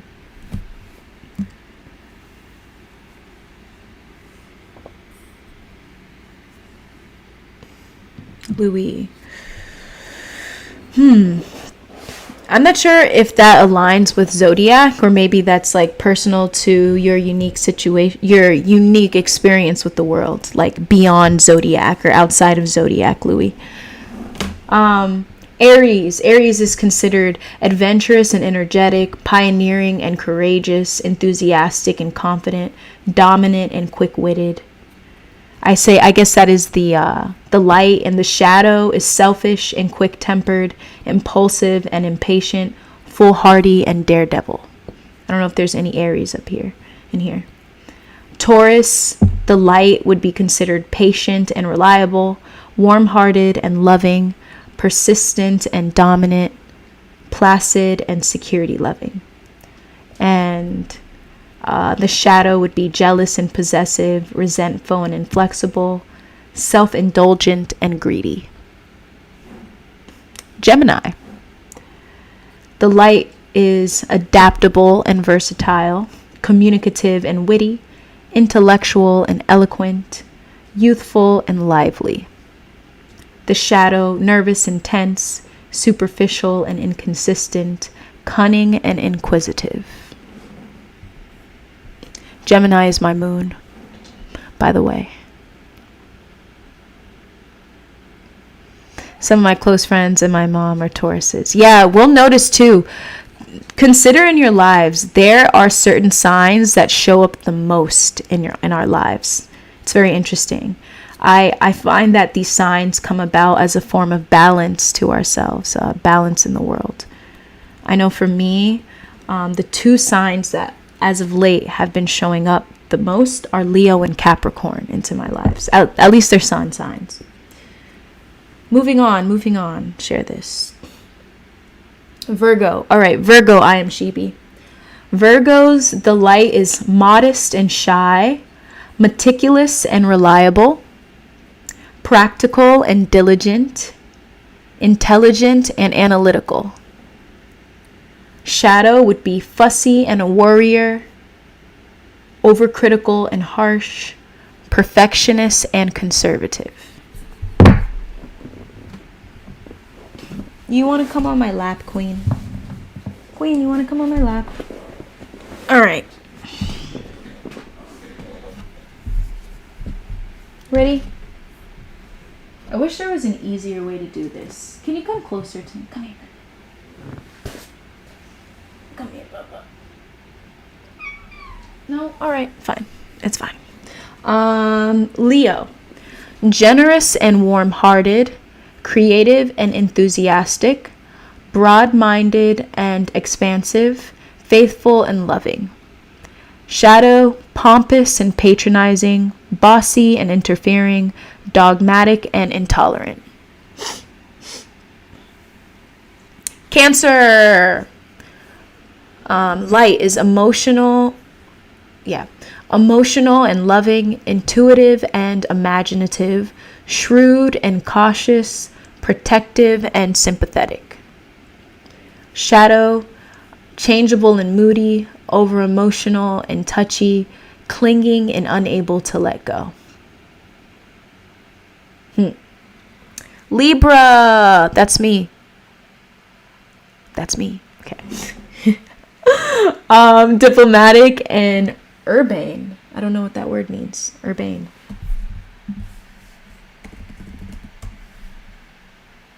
Courteous, sophisticated, refined in manner. Cool. Romantic and charming, easygoing and sociable, idealistic and peaceable. The shadow is indecisive and changeable, gullible and easily influenced, flirtatious and self-indulgent.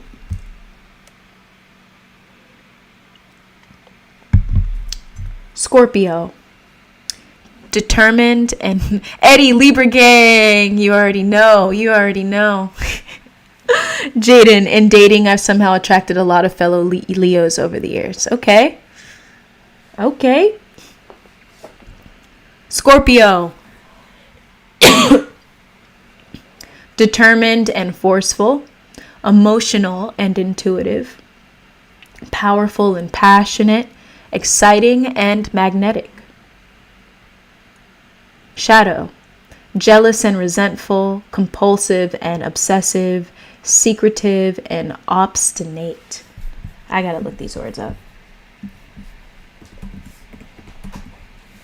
Stubborn, headstrong. Gotcha.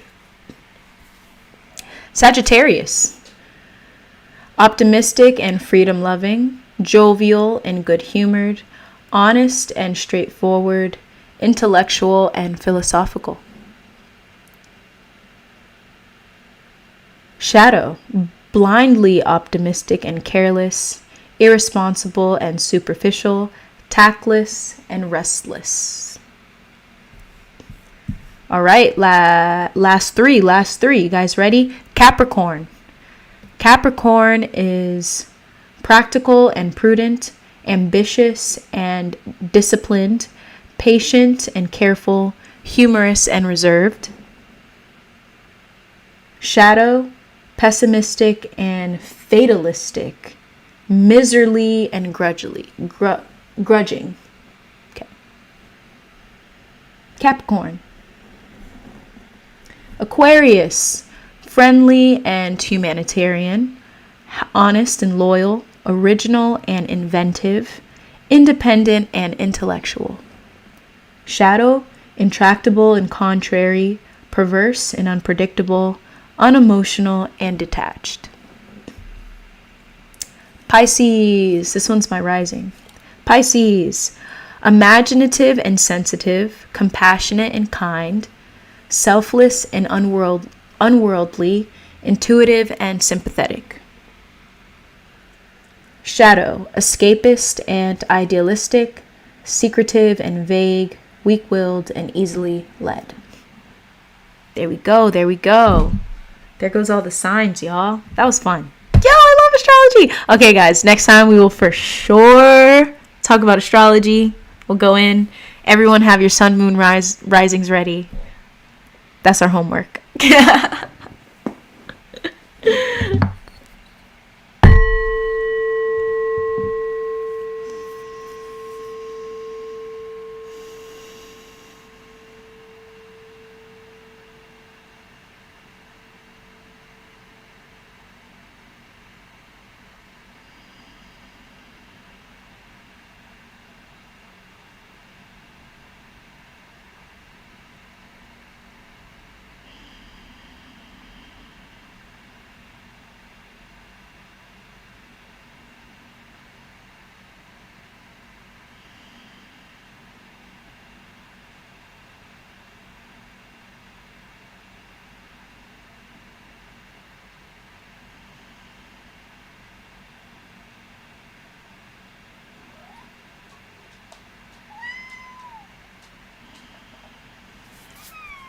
Namaste. Thank you all for that wonderful discussion.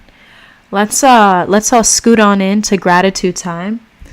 Let me know, everyone, how are you feeling, and what are you feeling grateful for today? What are you feeling grateful for? What in your life is present that you would like to give acknowledgement to, that you feel a sense of joy of in the moment? Whatever comes up, let me know in the chat. What are you feeling grateful for? Hi, baby. Do you want to come on my lap? It's a bit hard because you're so far. Come here, babe. Ready? Come here. 1, 2, 3. So heavy. Ouch. Ouch. Sorry. There we go. No. Whatever. Forget it.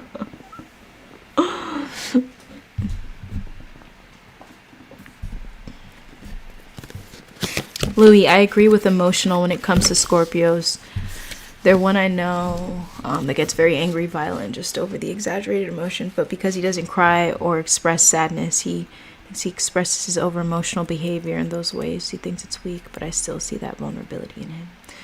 You know what I find specifically in astrology, the importance of recognizing the shadow aspects, because every sign has a shadow aspect. And I think it's helpful when we talk about radical self-acceptance, when we talk about understanding the self. If you have a sign, when you look at your sign and you look at that shadow aspects, it allows us to understand where we need to shine more light on. Because that's what a shadow is. When something is in the shadow, it's unconscious. So as we day to day step into a sense of healing or a sense of understanding ourselves more, being aware of those shadow aspects of ourselves and allowing them to arise is very healing. And often when we are, unconscious and just reactive, what ends up manifesting is that shadow ends up manifesting in our reality.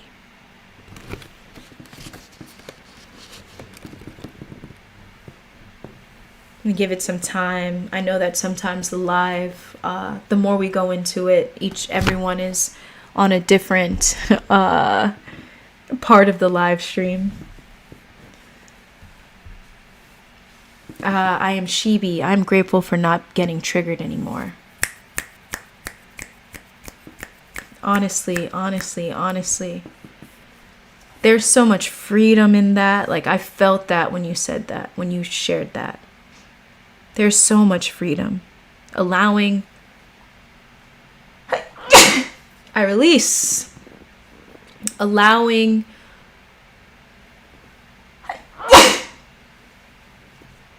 I release. Allowing each person within our reality to be as they are. Allowing circumstances and situations to be as they are. That's freedom. That is freedom. Staying neutral, right? Staying neutral, staying in a state of observation, state of awareness. You're not trying to change. You're not judging. True freedom. That's when you're stepping into your truest essence. Love that.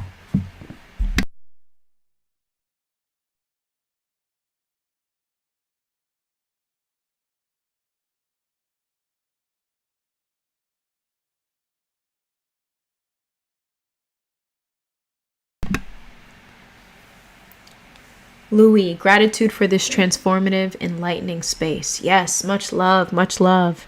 I love how we're flowing into topics. I noticed that the past couple live streams, we've been slowly flowing into astrology. So it's great. I really love to see the flow of conversation, and every live stream I set an intention to share a message, and simultaneously it's nice to witness where it ends up at the end of the live stream.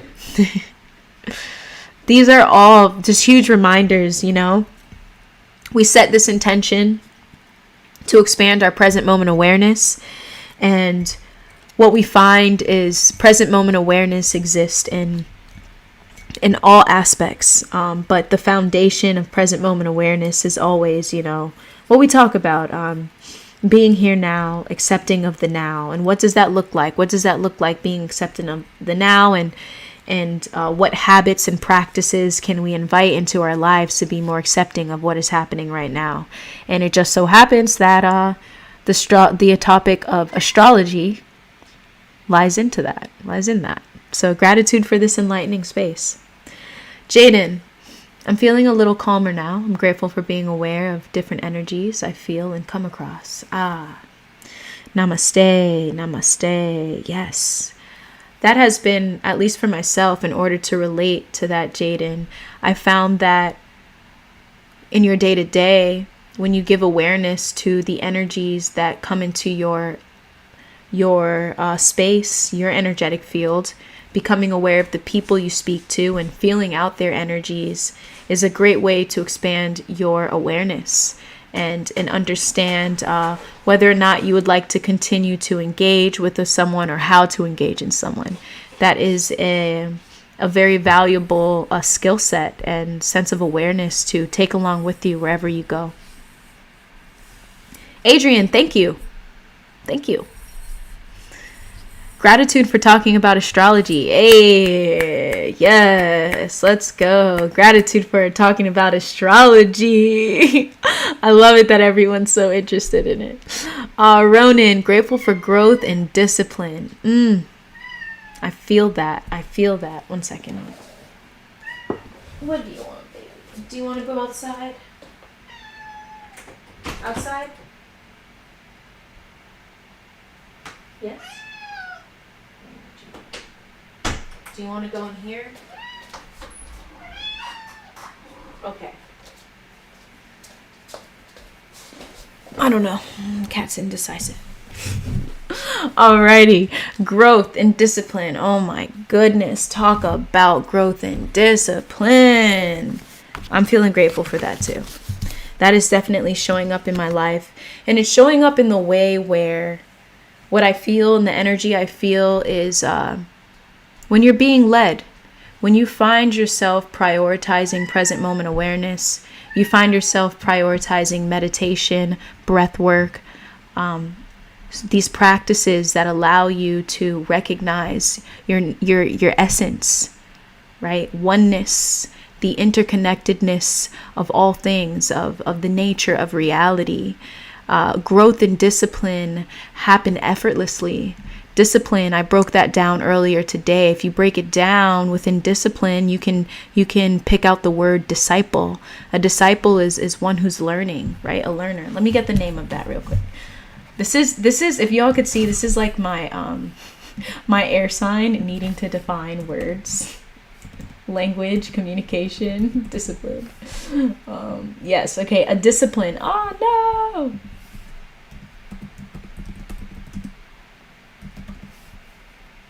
Okay. A branch of knowledge, typically one studied, right? A subject area. To train, they say, okay, to obey rules and behaviors. So educate, to teach. All right. So when you're in that state, a discipline, you're learning, right? So this happens very naturally. Very naturally when you have a sense of discipline. Grateful for the present moment. Oh, yes. Much gratitude for the present moment. Much gratitude. The present moment. We're diving in deep, y'all. Each and every one of us on this live stream, we may not even know in so many ways and in what avenues and perspectives, but we are expanding our present moment awareness. We are expanding our present moment awareness. And Adrian, he shared, he's like, hey, I think he said, we talked about funny inside joke, I think. But Adrian, it's a great example of how Adrian shared how triggers have not been triggering as much as often. And that is exactly what is an intention of this space, is the more you come into this space, you expand your awareness and you recognize like, hey, I don't need to react to this. I can actually allow emotions to flow. I can observe thoughts. I can observe ideas and the narratives that come up within the mental field and recognize that is not me. I am not that, and I don't have to believe it or react to it. El Chico, grateful for all pets, including Queen. Queen thanks you. As you can see, she is quite vocal. She loves to speak around this time. So this is what's happening. I'm not giving her attention right now, and she wants all the attention. I put her on my lap, and then she hops off of my lap. She wants to come in front of the screen. She doesn't want to go outside. I already gave her a snack. As y'all could see, just it's cat owner life right here. Louis, I find the topic switches so hilarious. 1 minute I'm talking to my cousin about spirituality, all the vibrations and transformative behaviors to theories. And next I'm talking to my Nana about soup. I can't keep up. There's so much beauty in conversation and recognizing the flow. Love it. Adrian, your cat, I think she went in my closet. Yeah, she likes going in my closet. She finds a little space in there for her to to sleep. Do you want to go outside, Queen? Yeah. You want to go outside? Come on. Go. Go. Go. Go. OMG. Alright, I'm gonna crack it. Just gonna crack it. And if she wants to go outside, she can.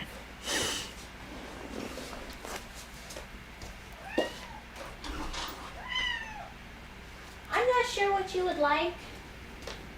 You have a lot of options, you know. Just choose when you need, alright? Random question, have you ever drawn in a sketchbook with black paper before? I have not. That's very interesting. Sounds cool. Sounds like you need like a white pencil or a silver pencil. Not gonna lie, that cupboard opening scared me. Yes, I have there's a spirit in here that opens my doors. Alrighty. Gratitude, y'all. Gratitude. Grateful for life. We talk about present moment awareness.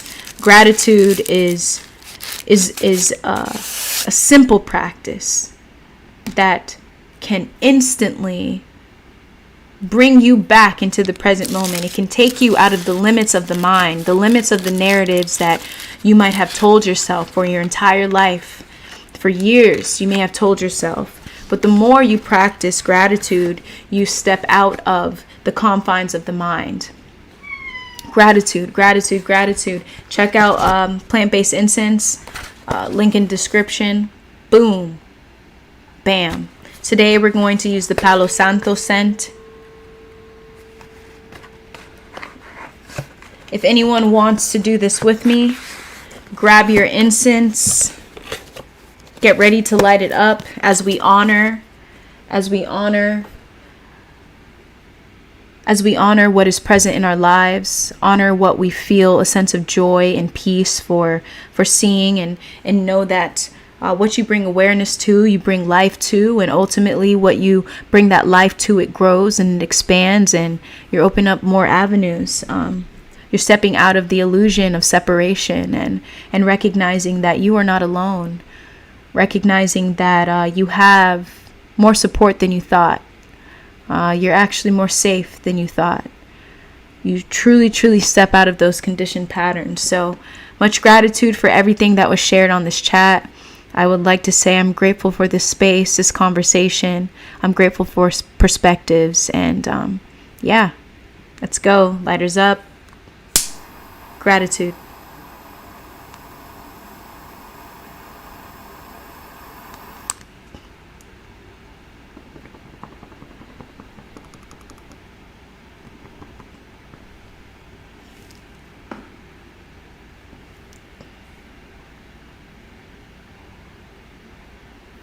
Bippity boppity boo. Gratitude, y'all. Much love.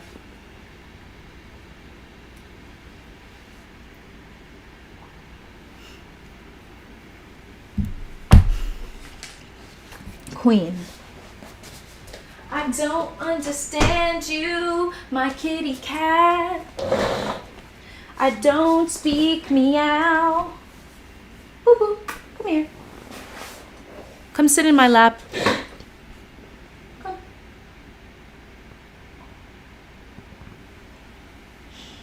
Alrighty.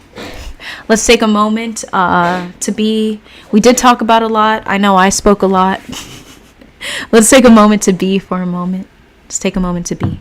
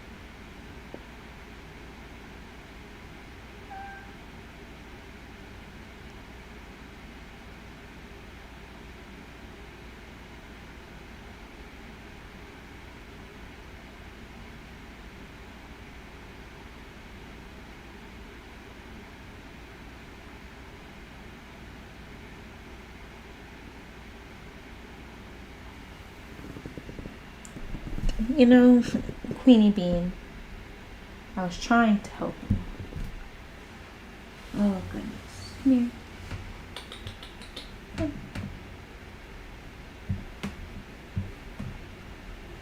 1, 2, 3.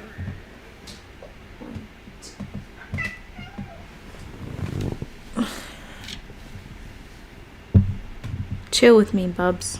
Chill with me. There we go. No, please stay. Okay.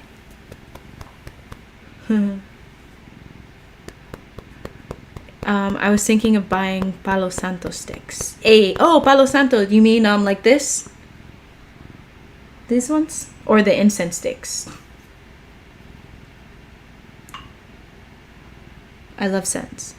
For sure. That singing was... Oh, thank you, Adrienne. I don't even remember when I was singing. Thank you. Jaden, reminds me of the one they waved in Disney Channel. Yeah, that's classic. That is classic. Yes, I finally got Queen on my lap. I really hope she stays here. And does not move. I've just been in a vibe of wanting to share a meditation from this book. So I'm going to read this and then we'll step into guided meditation.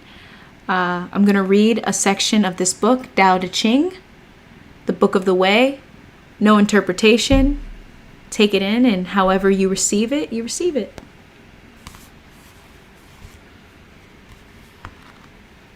Queen. All right, what does the Here Now Livestream community need to hear today? What does the Here Now Livestream community need to hear today?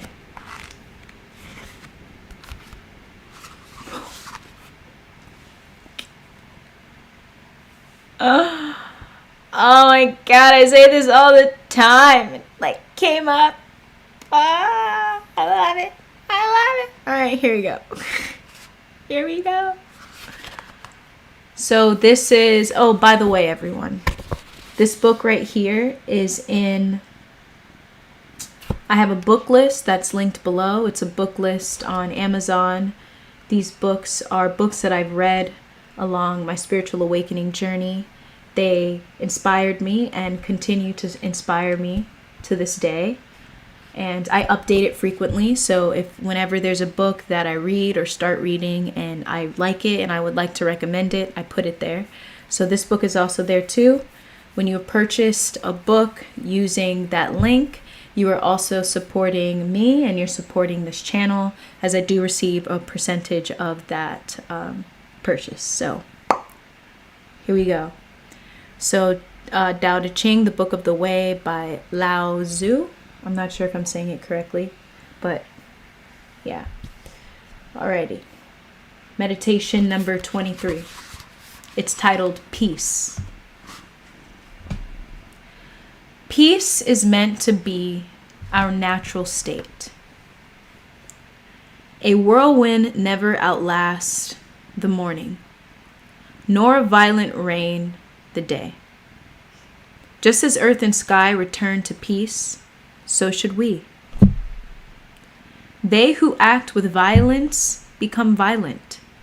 They who act with virtue become virtuous. Owie, bubs. They who act in the spirit of the Tao become Tao-like. I release. They who follow the Tao will guide. They who pursue virtue, virtue will reward. They who live by violence, violence will soon destroy.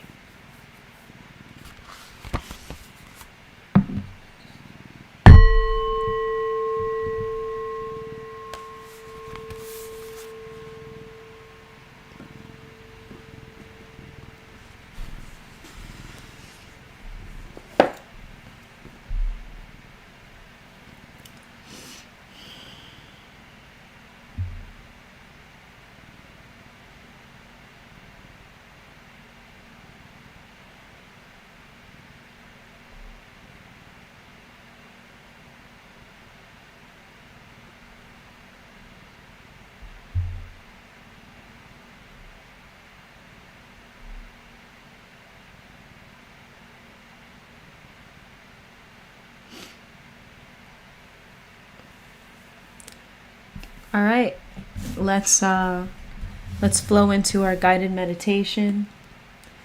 I'm gonna put a little orange essential oils into my palms. I do this. I just like aromatherapy, so it's not necessary. It's just something I like to do. I'll do this before a yoga session, meditation session, a breathwork session.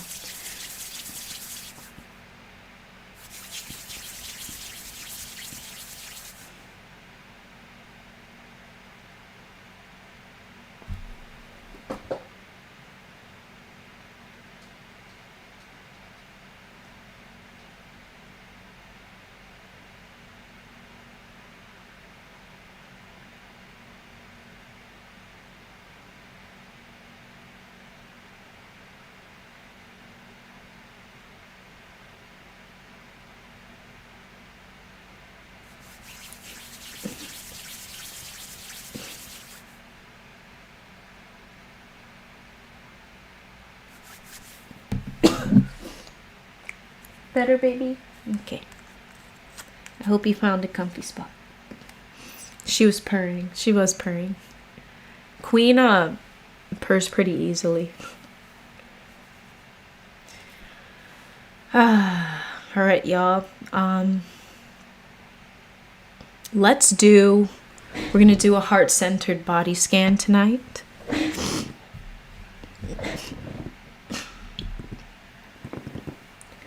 So as we move into this guided meditation, I'd like to share the purpose for this guided meditation is directing your awareness into your heart center. Your heart center is what opens up space for you to feel and recognize compassion, love, kindness, joy, peace. I found that within my personal experience that heart-opening practices such as this has given me enough awareness, understanding, and acceptance to see myself fully, whether it's a shadow that is arising or moments where I feel overwhelmed with emotion, or I'm engaging with someone where I feel I don't feel as comfortable. When I return to my heart center, it allows my awareness to expand and it allows me to see a bigger picture. So I like to encourage heart-centered awareness as a way of being accepting of who we are and being accepting of the moment and being accepting of others and accepting others as they are, without feeling the need to resist the moment or resist them, which ultimately allows us to be more forgiving, right? So for me, forgiveness is releasing your expectations of who someone else should be or how they should have acted or responded or treated you. When we release those expectations, we allow them to be who they are, and we release attachment, which is ultimately a form of suffering. So heart-centered awareness is that, and I encourage you all to invite that into your lives as often as you are aware.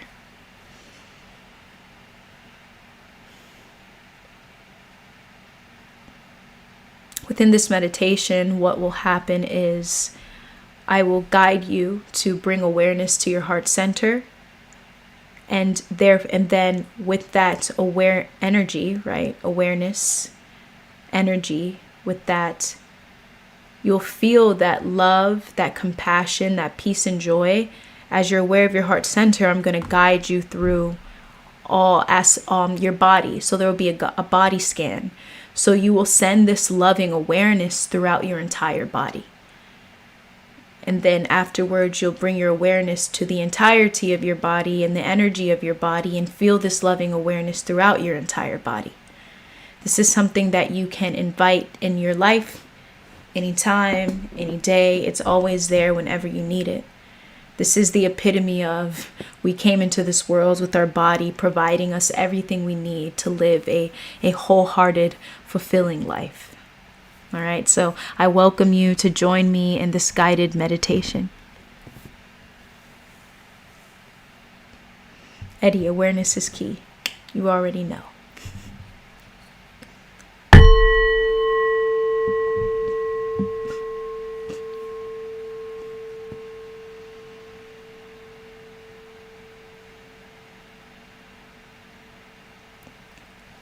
Find yourself in a comfortable position.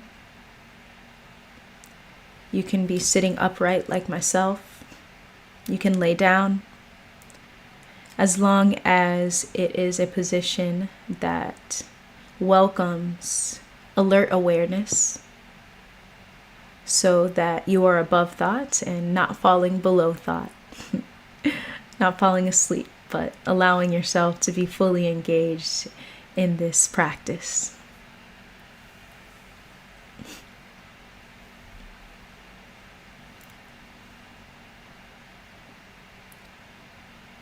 Bring awareness to the natural inhalation and exhalation of your breath.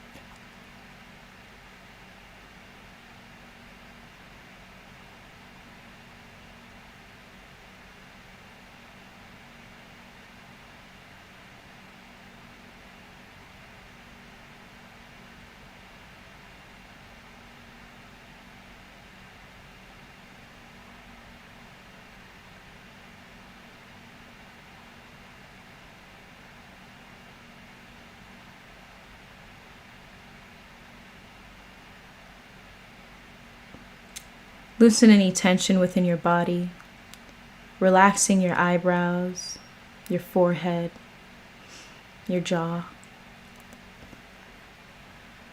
Bringing any awareness to tension and releasing that.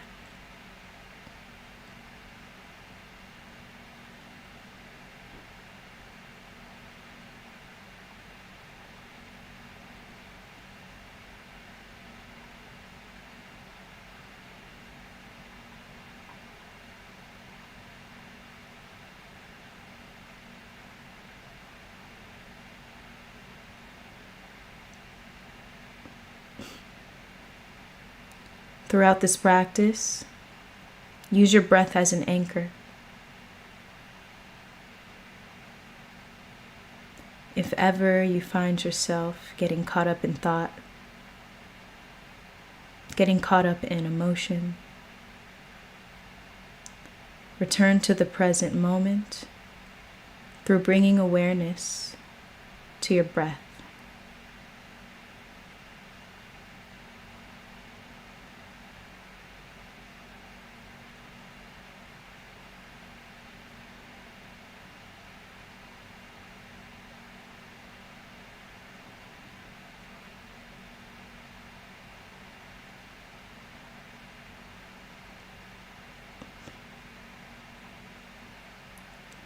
Awareness is love.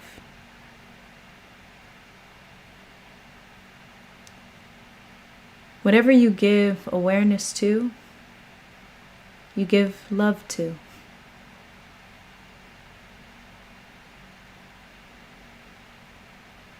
Awareness is life.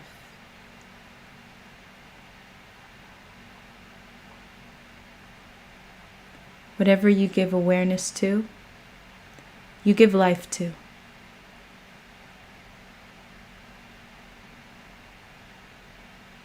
Breath is life.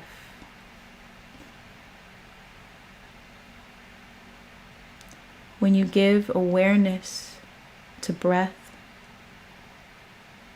you give awareness to life.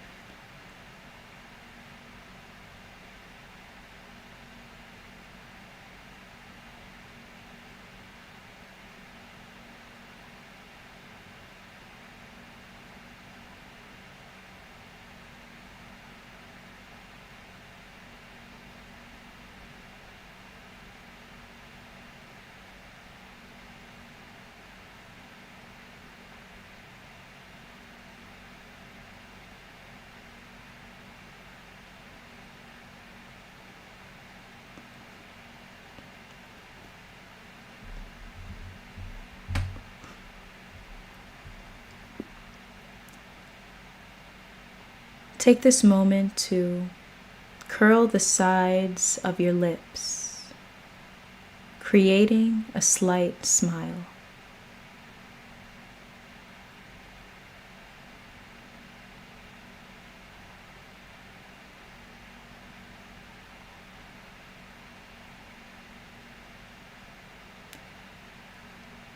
Notice what arises just by inviting in this slight smile.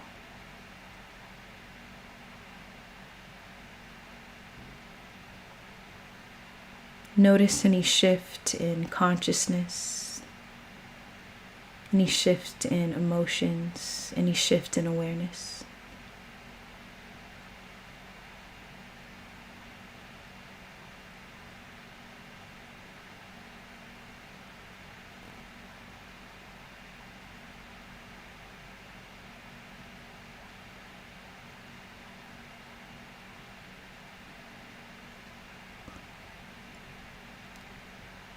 Keep this slight smile throughout the remainder of this practice.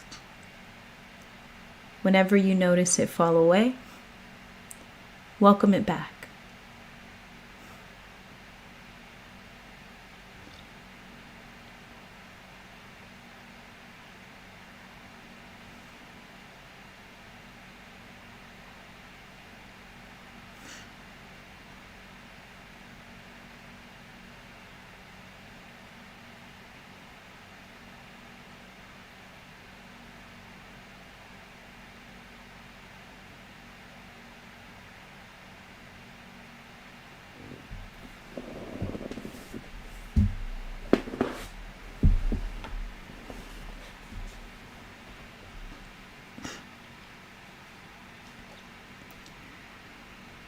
Direct your awareness to your heart center.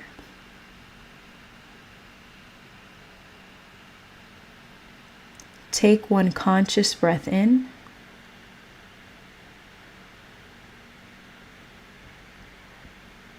One conscious breath out.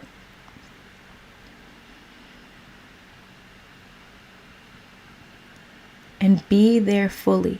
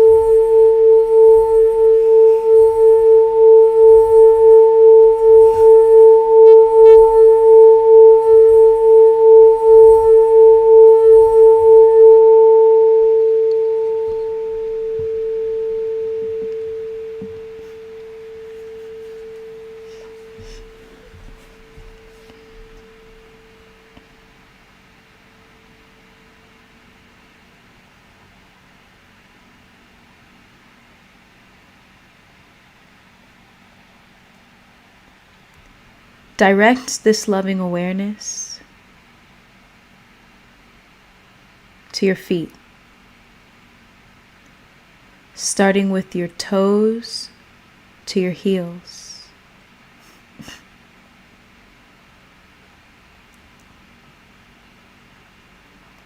Be there fully, scanning every aspect of this area.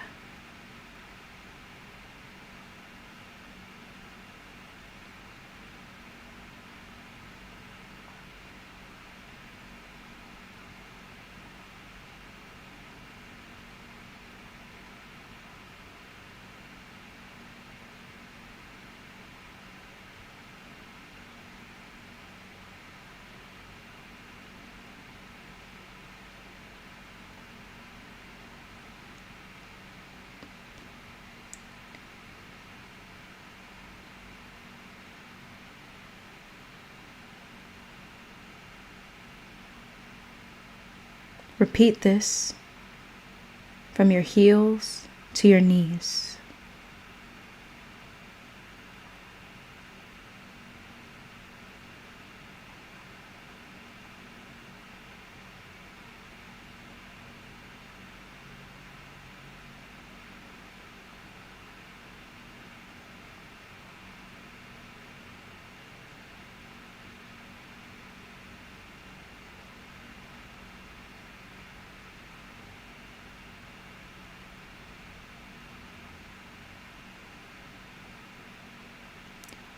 Your knees to your hips.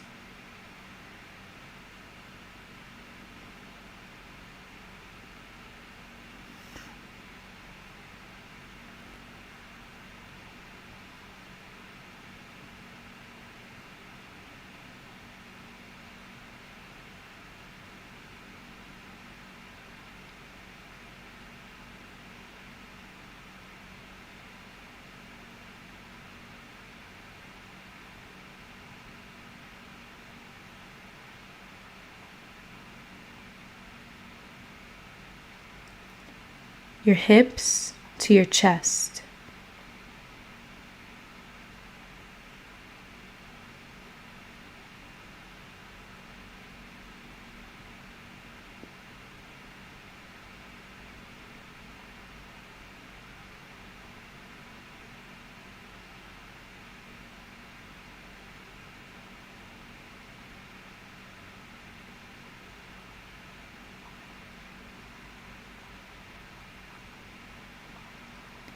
Your chest to your shoulders.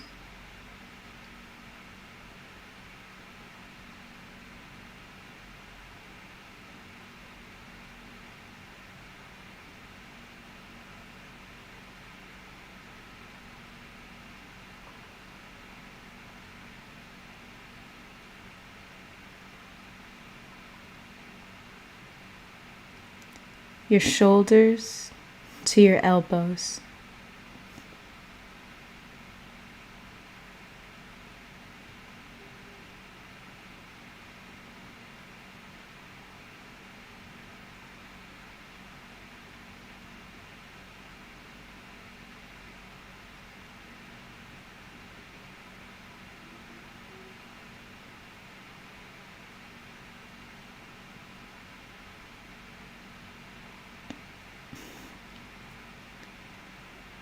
Your elbows to your palms.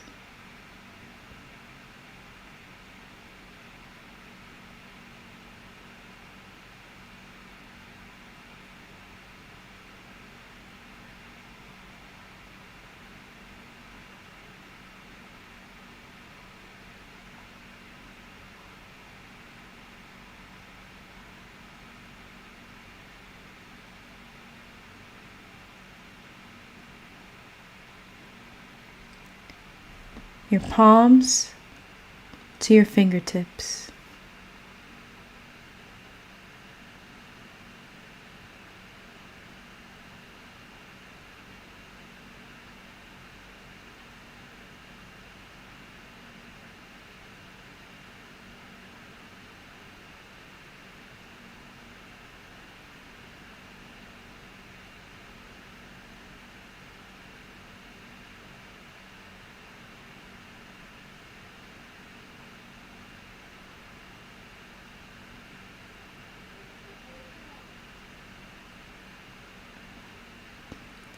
Now direct this loving awareness from your neck to your jaw.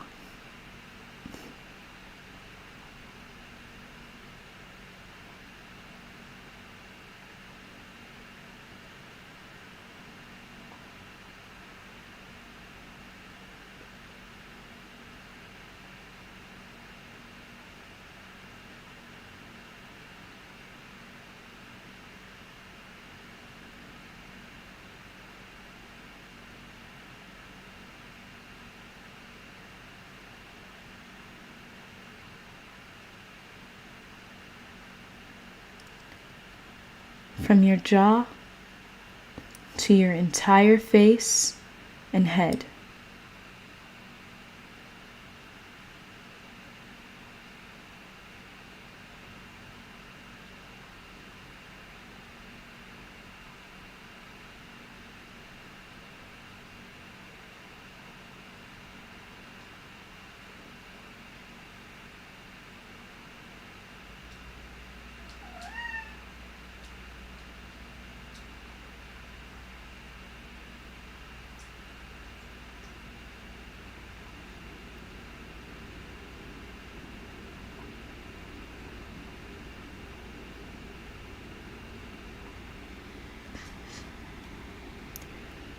Take one conscious breath in.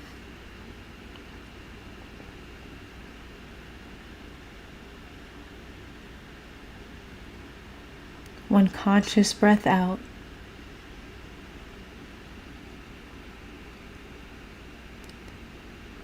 And bring awareness to the entirety of your body.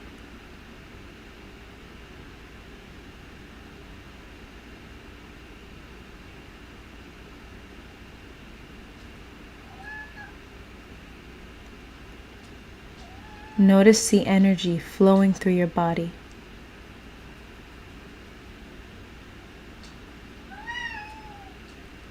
Notice the life pulsating through it.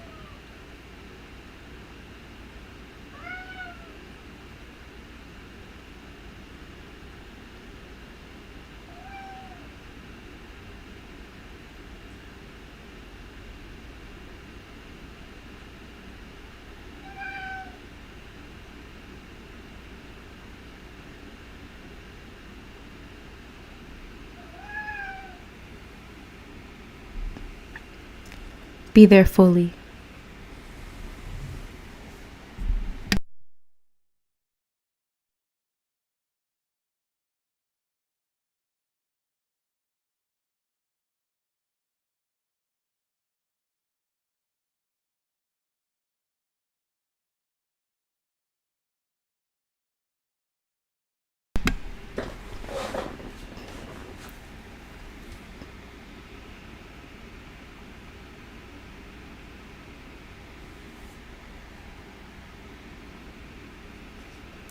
Awareness is love.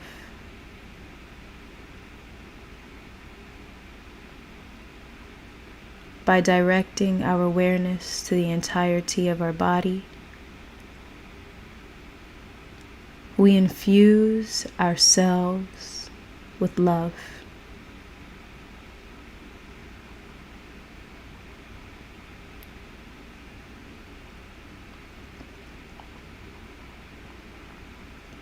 Awareness is life.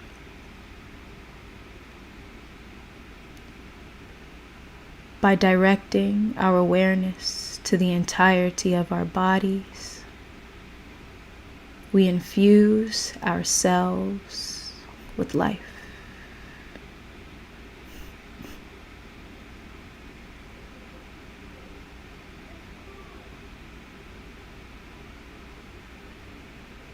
You are life. We are life.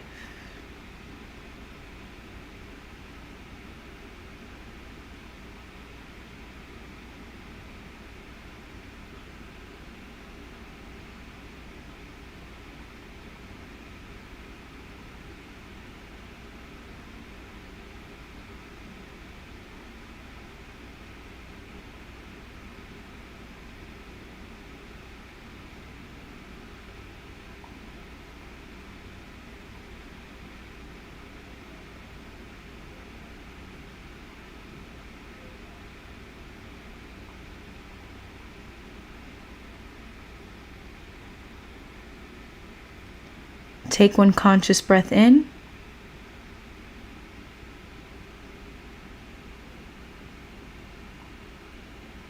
One conscious breath out.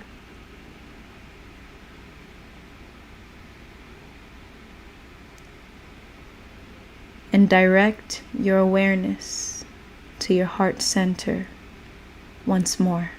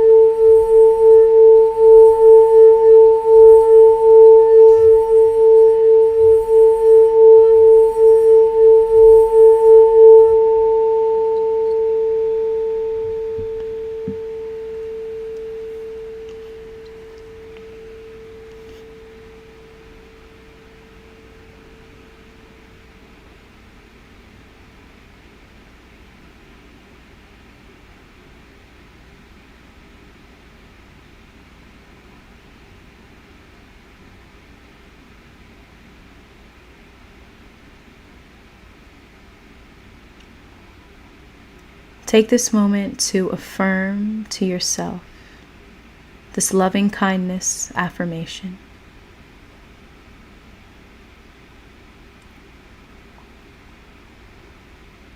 Repeat this after me. May I be happy. May I be healthy. May I be at peace.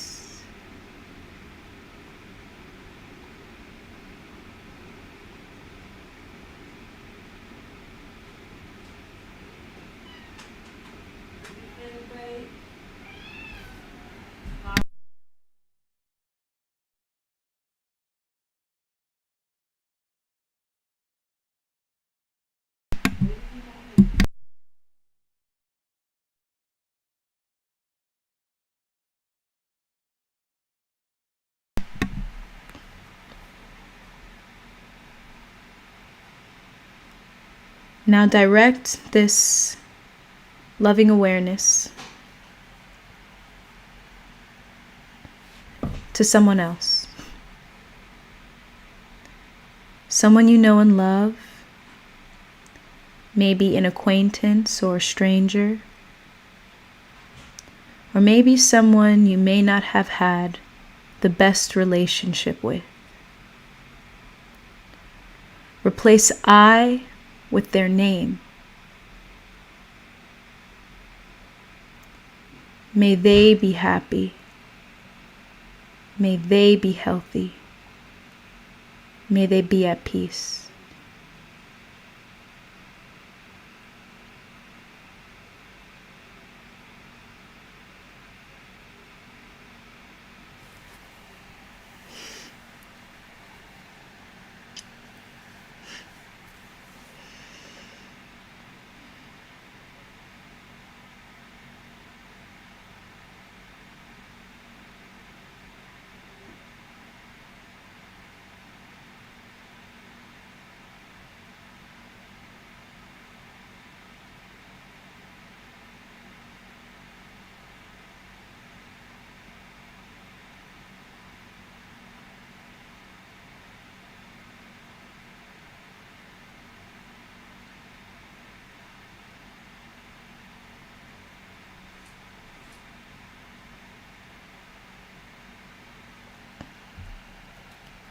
Throughout the rest of your night and your day, return to this state of consciousness whenever you need.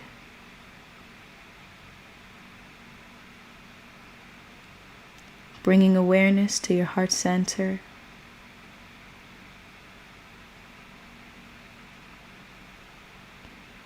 Recognizing the life that pulsates through your body. Directing kindness to yourself or kindness to others.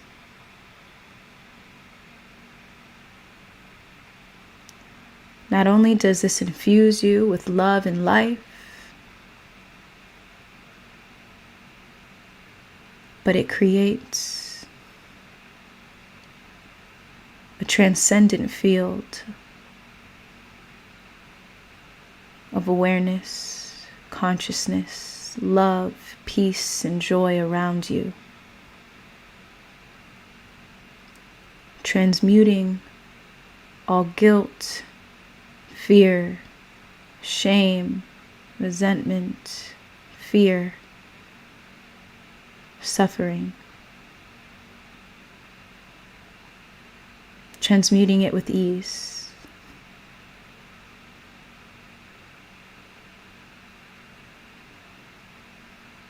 Thank yourself for this practice.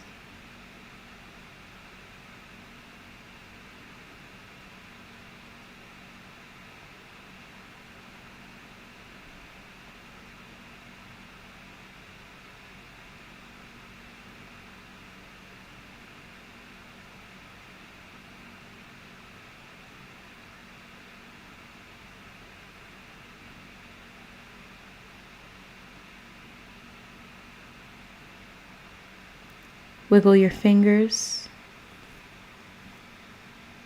your toes. Open your eyes and return when you're ready.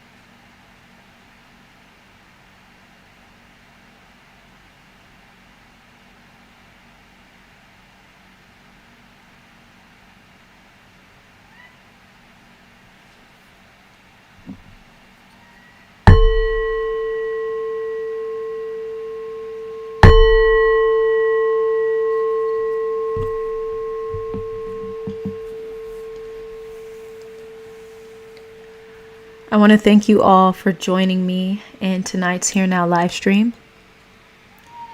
Each and every live stream, we expand our awareness even more. I feel the love and support in the space, and I feel immense gratitude for it. Thank you all so much. Thank you for being here, and thank yourself for being here. You could be anywhere else, but you're here in Here Now live streams. It's a space where we can remember that hope is not lost in humanity. No matter what narrative is being spread or shared, we can stay grounded in knowing that we are here now. And being here now is the greatest gift we can ever give ourselves. I'm sending y'all peace. I'm sending y'all love. And I'm sending y'all continued presence. Live in a state of gratitude.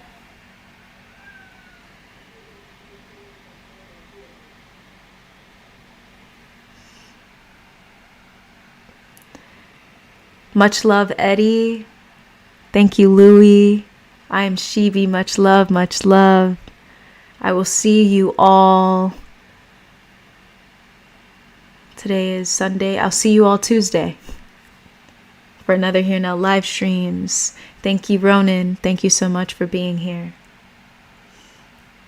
Louis, yes, 3 hours of peace. I'm telling you. They're getting longer and longer. It's crazy. It's crazy.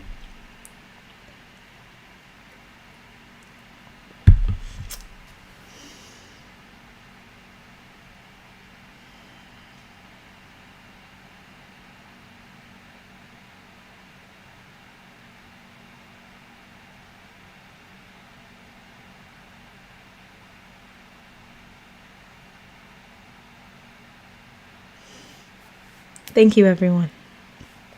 See you